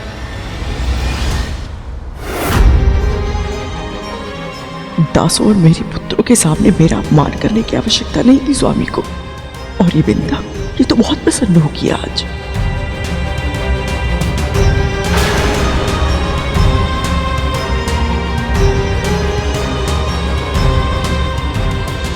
विंता, आप इस कच्चे दिए को हाथ में लेकर यही सोच रही हैं ना कि आज आपका दासत्व आपके कर्मों का ही फल है।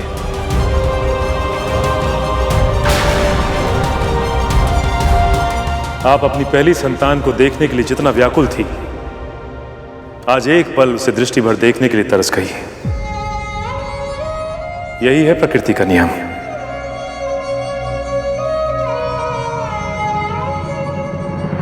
और तुम दोनों अपने इन भाइयों की स्थिति के लिए अपने इस भाई गरुड़ को उत्तरदायी मानते हो, जबकि सत्य तो यह है कि दोष जितना इसका है उससे अधिक तुम्हारा है।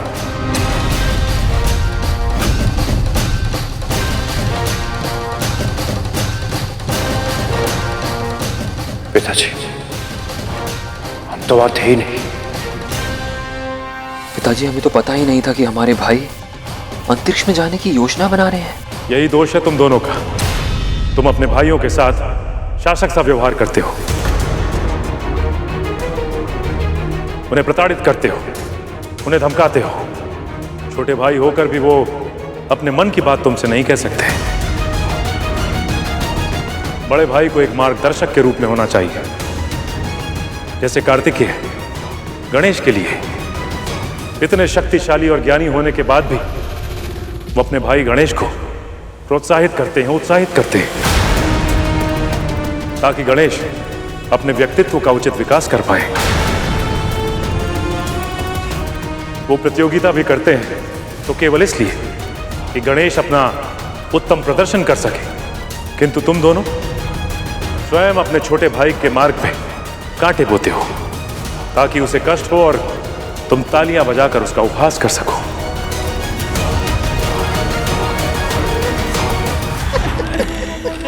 ये मेरा स्थान है।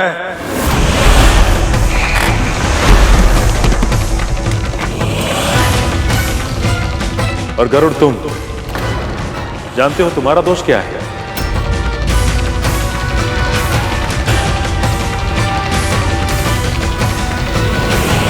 यही कि मेरे भाई अपनी सुरक्षा के लिए मुझ पर निर्भर थे।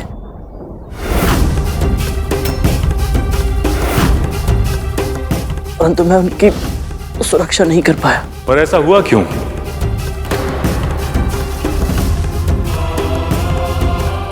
मुझे पूर्ण विश्वास है कि गरुड़ के मन में इन नागों का हित करने की तनिक भी इच्छा नहीं थी, परंतु उससे एक भूल हो गई।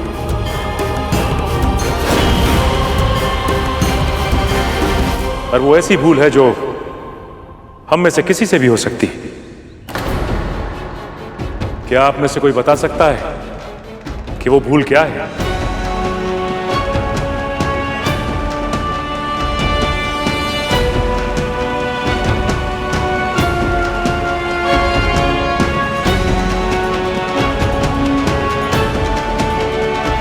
अपना हाथ आगे करो गरुड़। पिताजी,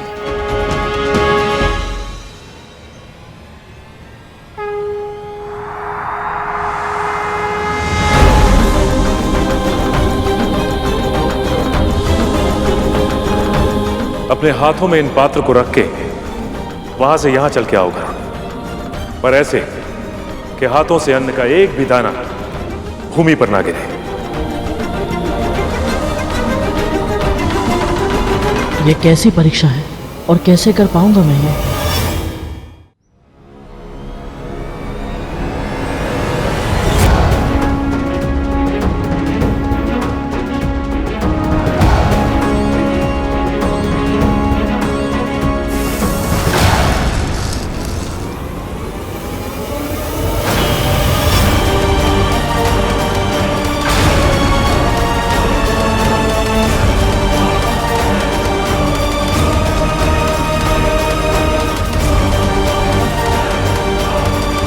क्षमा कीजिए पिताजी, मैं एक साधारण कार्य भी नहीं कर पाया। अन्य से भरा एक पात्र तुम्हारे कार्य का प्रतीक है और दूसरा पात्र परिवार का प्रतीक है। दूर से देखा जाए तो इन दोनों पात्रों को साधना और कार्य और परिवार के संतुलन को लेकर चलना बहुत साधारण लगता है, पर ऐसा कर पाने के लिए बहुत अभ्यास की आवश्यकता होती है। गरुड़, तुम जिस पथ पर चल रहे थे वो जीवन का प्रतीक है, और जीवन में कब क्या होगा ये पहले से निर्धारित नहीं होता। कभी भी कुछ भी हो सकता है। कभी तुम्हारे कार्य में अड़चनें आ सकती हैं, कभी परिवार में समस्याएं उत्पन्न हो सकती हैं, और ऐसे में ध्यान भटक जाता है और भूल हो जाती है। जब मैं सूर्यलोक के पथ से भटक कर शनि ग्रह पहुंचा तो मेरा ध्यान भी भटक गया था। मेरी दृष्टि तो मेरे भाइयों पर थी, परंतु मेरे मन में बस यही चल रहा था कि मुझे शीघ्र ही सूर्यलोक पहुंचकर अपना कार्य समाप्त करना है, ताकि मैं अपनी मां के पास वापस लौट आऊं।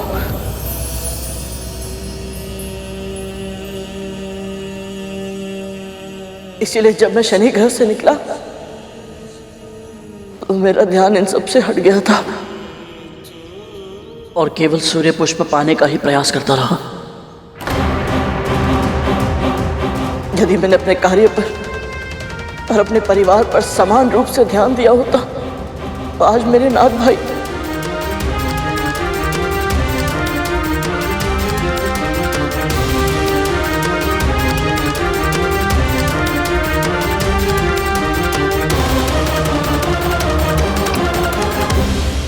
मुझे क्षमा कर दीजिए पिताजी, मैं अपना दायित्व निभाने में असफल रहा। अपने भाइयों की सुरक्षा नहीं कर पाया मैं।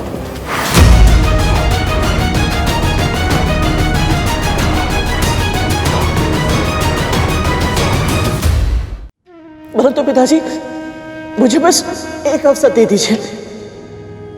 मैं कुछ भी करने के लिए तैयार हूं।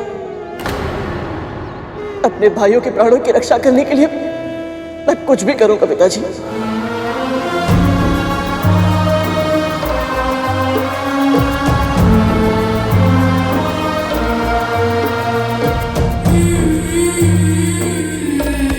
हमें अपनी भूल का आभास है स्वामी। अब केवल आप ही इन्हें बचा सकते हैं। इनके जीवन की डोर टूटते हुए नहीं देख सकती मैं। आप बताइए स्वामी, हम इनकी रक्षा कैसे करें? मार्गदर्शन कीजिए स्वामी।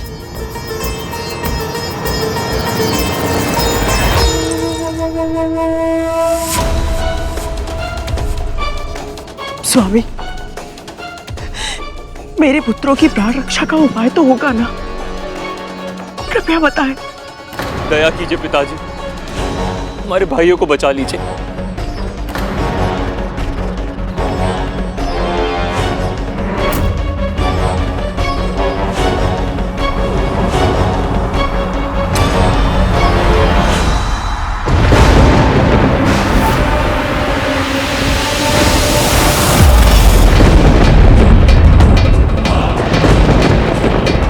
यमदूत यहाँ?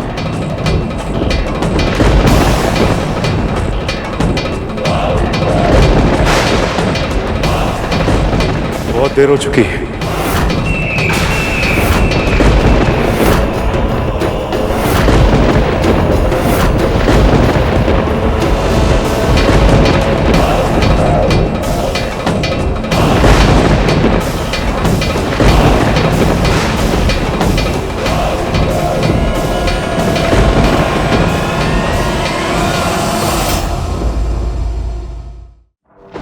ऐसा ना कहे स्वामी, मैं सह नहीं पाऊंगी।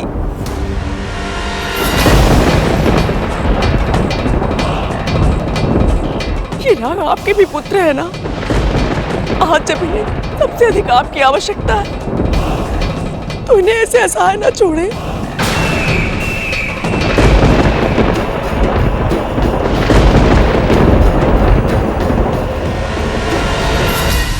जब सावित्री सत्यवान के प्राण यमराज से वापस छुड़ा कर ला सकती है तो मेरे अंदर भी वही सतीत्व की शक्ति है, वही दृढ़ निश्चय है। मैं अपने पुत्रों के प्राणों की रक्षा करूंगी और उसके लिए चाहे मुझे कुछ भी क्यों ना करना पड़े।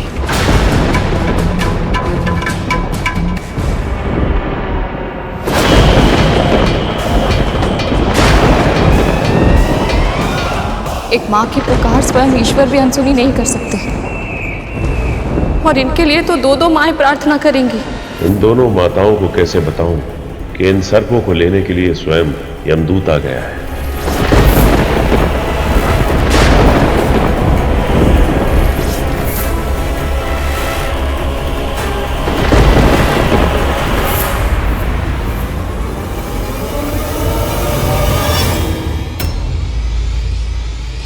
पिताजी वहां क्या देख रहे हैं?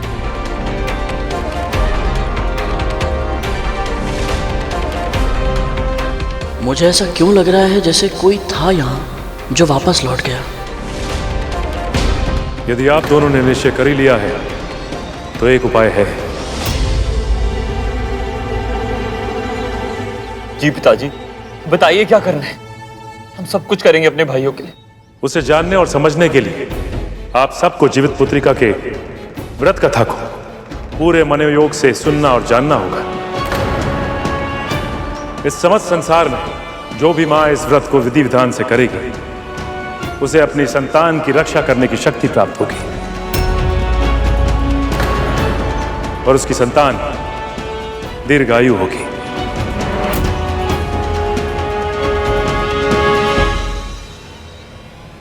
हम कथा सुनने के लिए आतुर हैं।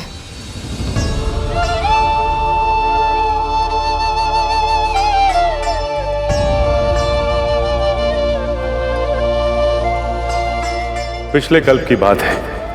नगर के बाहर पेड़ पर एक चील और वहीं एक सियार रहा करते थे। एक दिन चील और सियार अपनी जिह्वा और पेट की तृप्ति करके लौट रहे थे। तब उन्होंने नगर की महिलाओं को जीवित पुत्री का व्रत करते हुए देखा और इनके मन में भी इस व्रत को करने की इच्छा जागी और अगले वर्ष उन्होंने इस व्रत को पूरे मन से रखा। चील तो अपना संयम बनाए रखने में सफल हुई, लेकिन सियार ने जैसे ही मुर्गे को देखा तो उसकी भूख जीत गई। परंतु पिताजी, व्रत रखने की इच्छा तो अनेक व्यक्तियों में होती है, फिर सभी उसे पूरा क्यों नहीं कर पाते? जब कोई व्यक्ति व्रत का संकल्प लेता है तो उसके भीतर की अच्छाई उसे संकल्प को पूरा करने के लिए प्रेरित करती है और उसके भीतर की बुराई उसे संकल्प तोड़ने के लिए लग जाती है। बुराई के ऊपर भलाई की जीत का प्रयास करना ही तो व्रत है। और किसी भी अन्य संघर्ष की तरह यह भी आसान नहीं है। यह व्रत इतना शक्तिशाली है कि केवल इसका प्रयास करने से ही सियार को भी अगले जन्म में चील की तरह मनुष्य बनने का सौभाग्य प्राप्त हुआ।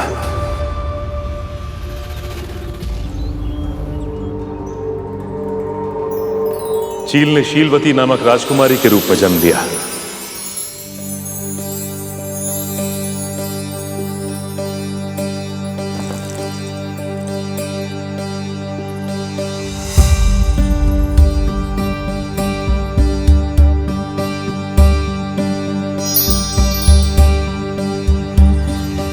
और सियार का जन्म हुआ एक निर्धन कन्या कपूरवती के रूप में।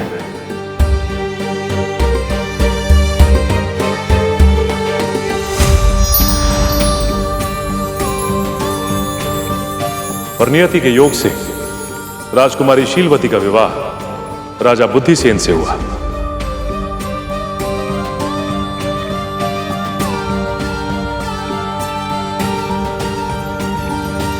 राजा बुद्धिसेन रानी शीलवती की, राजा बुद्धिसेन रानी शीलवती की। ये राजा रानी की कथा तो मुझे माँ पिताजी के संबंध जैसे लगी है। राजा बुद्धिसेन रानी शीलवती की, राजा बुद्धिसेन रानी शीलवती की, राजा बुद्धिसेन रानी शीलवती की, राजा बुद्धिसेन रानी शीलवती की, राजा बुद्धिसेन रानी शीलवती की। कपूरवती भी उसी राज्य में रहा करती थी।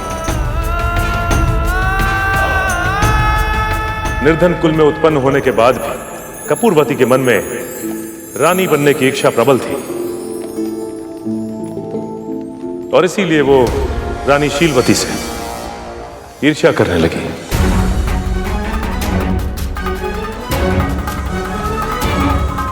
और कपूरवती किसी भी मूल्य पे राजा की दृष्टि में आना चाहती थी।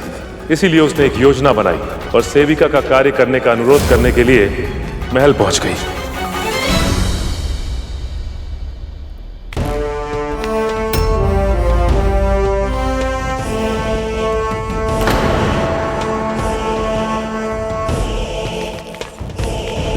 मंत्री जी, मैं अभागन आपसे विनती करती हूँ कि मुझ पे कृपा करें और कोई काम दे दे, तभी मैं अपने परिवार का पेट भर पाऊंगी।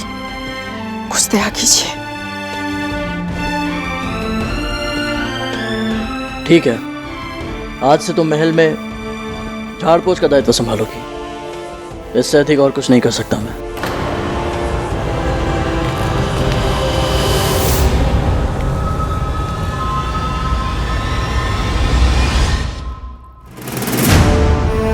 राजा के मंत्री ने उसे महल के झाड़ पोछ का दायित्व सौंपा। अब कपूरवती महल की सेविका बन चुकी थी।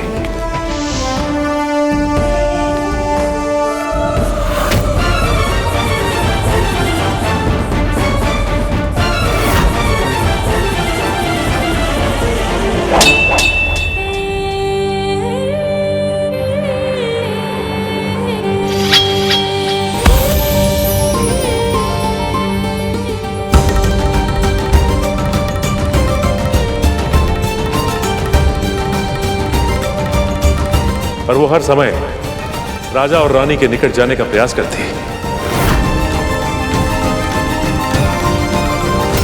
एक दिन उसने देखा कि महल की रसोइयां अवकाश मांग रही हैं।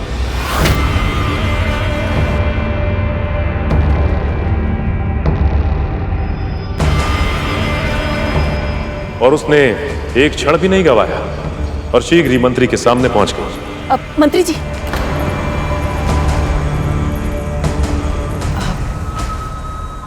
रसोइये के स्थान पर मैं भोजन पका सकती हूँ।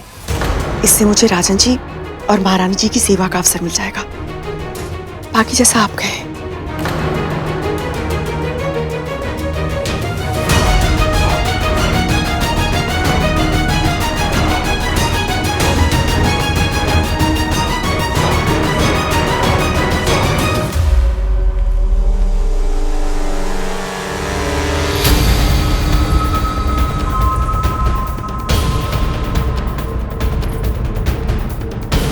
पर कपूरवती को स्वादिष्ट भोजन पकाना नहीं आता था।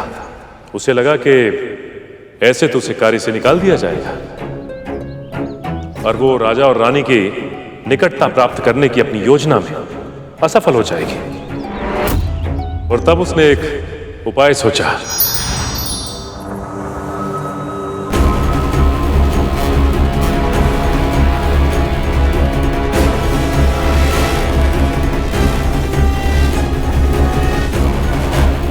भोजन कैसा भी बना, उन्हें तो स्वादिष्ट ही लगेगा।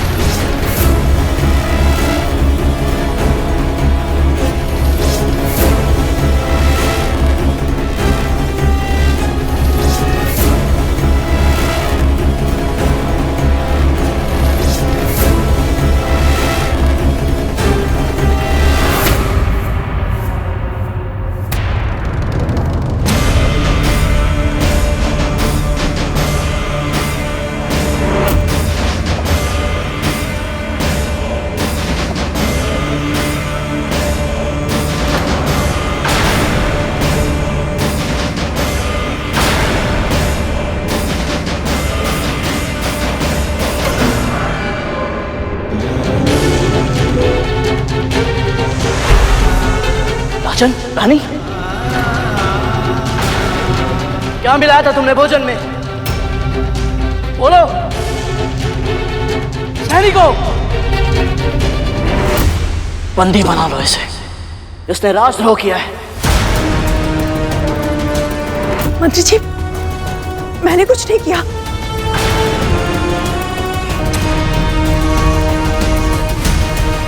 मैं एक ऐसी औषधि जानती हूँ जिससे दोनों ही शीघ्र स्वस्थ हो जाएंगे।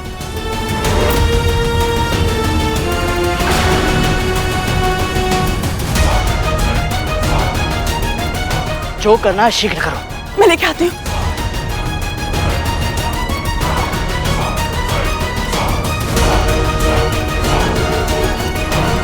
अब मंत्री जी, ये जड़ी बूटी का मिश्रण है। मैंने इसमें शहद मिला दिया है। बस 2-2 बूंद जीवा पर लगाना होगा। शीघ्र करो। जी।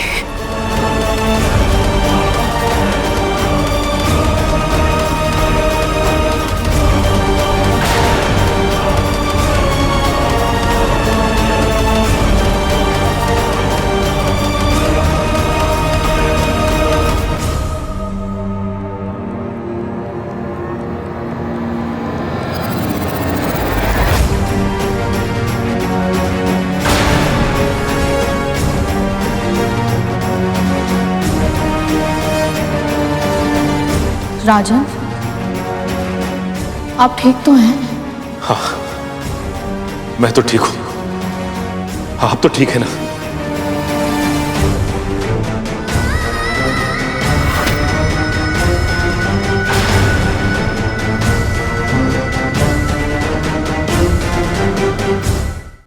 मुझे पूरा विश्वास है राजन, इसने जानबूझकर आपकी छाछ में कुछ मिलाया था, जिसके कारण आप दोनों अस्वस्थ हो गए थे। फिर कालकोठरी का दंड सुनते ही यह भयभीत हो गई और विपरीत प्रभाव की जड़ी बूटी देकर आप दोनों को स्वस्थ भी कर दिया।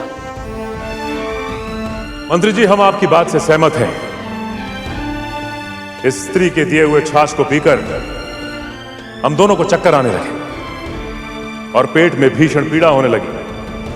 किंतु यह भी सत्य है कि स्त्री ने हमारे प्राण बचाए हैं, इसलिए हम इसे दंड तो नहीं देंगे, किंतु ऐसी स्त्री राजमहल की सेवा के योग्य नहीं है। इसे इसी क्षण बाहर निकाल दिया जाए।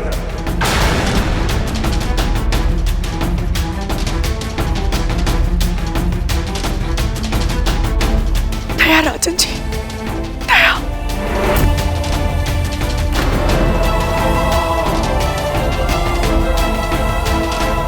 मैं भला जानबूझकर अपने राजन जी और महारानी जी का हित क्यों करूंगी?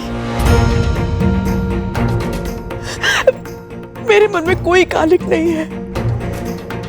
यदि मुझे महल की सेवा के कार्य से बाहर निकाल दिया गया तो क्या करूंगी मैं?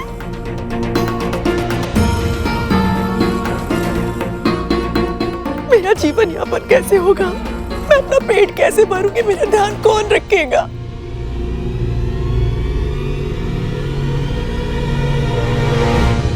राजन, स्वभाव से कपूरवती अच्छी है। अवश्य ही इससे भूल हुई है, पर वो भूल इसने जानबूझकर नहीं की होगी, ऐसा मेरा दृढ़ विश्वास है।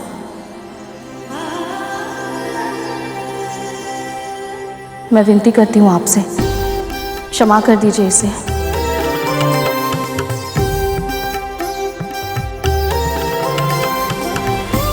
और मेरी निजी सेविका के रूप में कार्य करने की आज्ञा भी दीजिए। ये क्या कह रही है महारानी आप? यही मेरी इच्छा है राजन।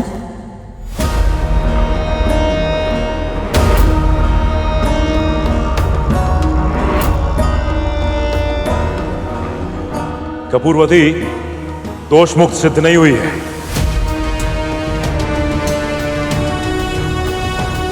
किंतु ये राज्य अपनी रानी की इच्छा का अनादर नहीं करेगा।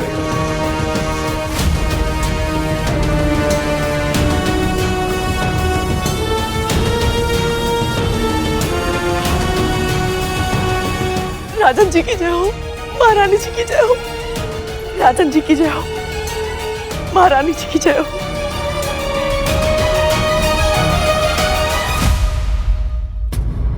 स्वयं को मेरा रक्षक समझकर प्रसन्न हो रही हो शीलवती। तुम तो वो सीढ़ी हो जिस पर चढ़कर मैं रानीवास के अंतः कक्ष तक पहुंचूंगी। बहुत शीघ्र छोटी रानी बनूंगी मैं।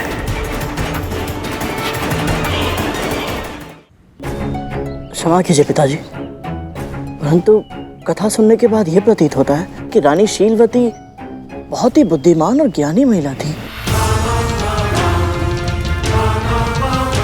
फिर भी वो कपूरवती के छलपूर्ण व्यवहार को समझ क्यों नहीं पाई? यदि समझ नहीं भी पाई तो राजा ने कपूरवती को दंड देने का निर्णय किया था। फिर रानी शीलवती ने अपने पति की बुद्धिमानी पर विश्वास क्यों नहीं किया? जानते हो गरुड़, इस संसार में सबसे अधिक हानिकारक क्या है? अति करना। रानी शीलवती में भी एक ऐसी ही कमी थी। वो बहुत अधिक दयालु थी। उनके विवेक ने उन्हें चेतावनी दी थी और उस दिन से कपूरवती रानी शीलवती की सेवा करने लगी।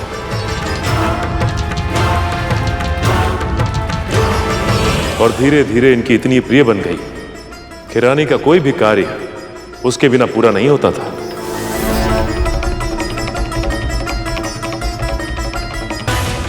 आठों प्रहर वो रानी के साथ रहने लगी।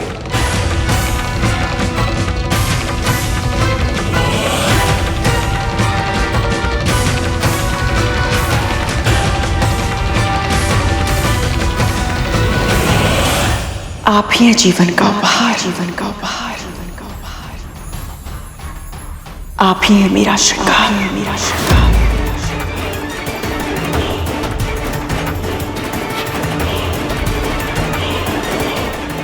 मैं ऋणी आपके जीवन भर की, आपके जीवन भर की। कैसे चुकाऊं ये उपकार, कैसे चुकाऊं ये उपकार।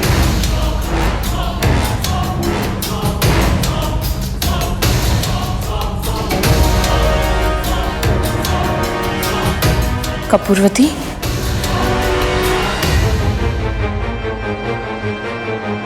फिर ऐसा कभी मत बोलना। तुम मात्र दासी नहीं, मेरी बहन जैसी हो।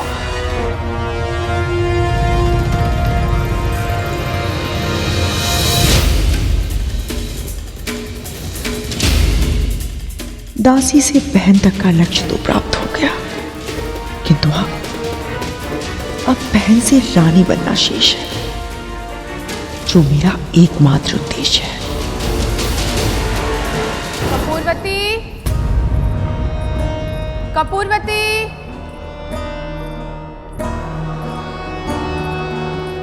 कपूरवती, कपूरवती, कपूरवती,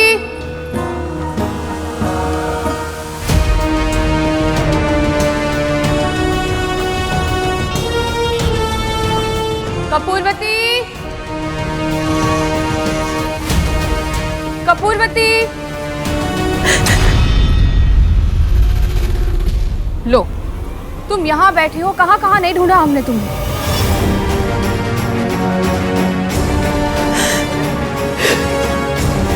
कपूरवती समझ चुकी थी कि रानी उससे पूरी तरह प्रभावित है, उसके जाल में फंस चुकी है। वो कपूरवती से एक दासी की तरह नहीं, अपनी बहन की तरह व्यवहार करती थी, और अब उसने अपनी अगली चाल चली। इसका अर्थ है जैसे बड़ी माँ ने चतुराई से माँ को दासी बनाया था, उसी प्रकार कहीं कपूरवती ने भी महारानी को अपने जाल में तो नहीं फंसा लिया। आखिर क्या किया होगा उन्होंने?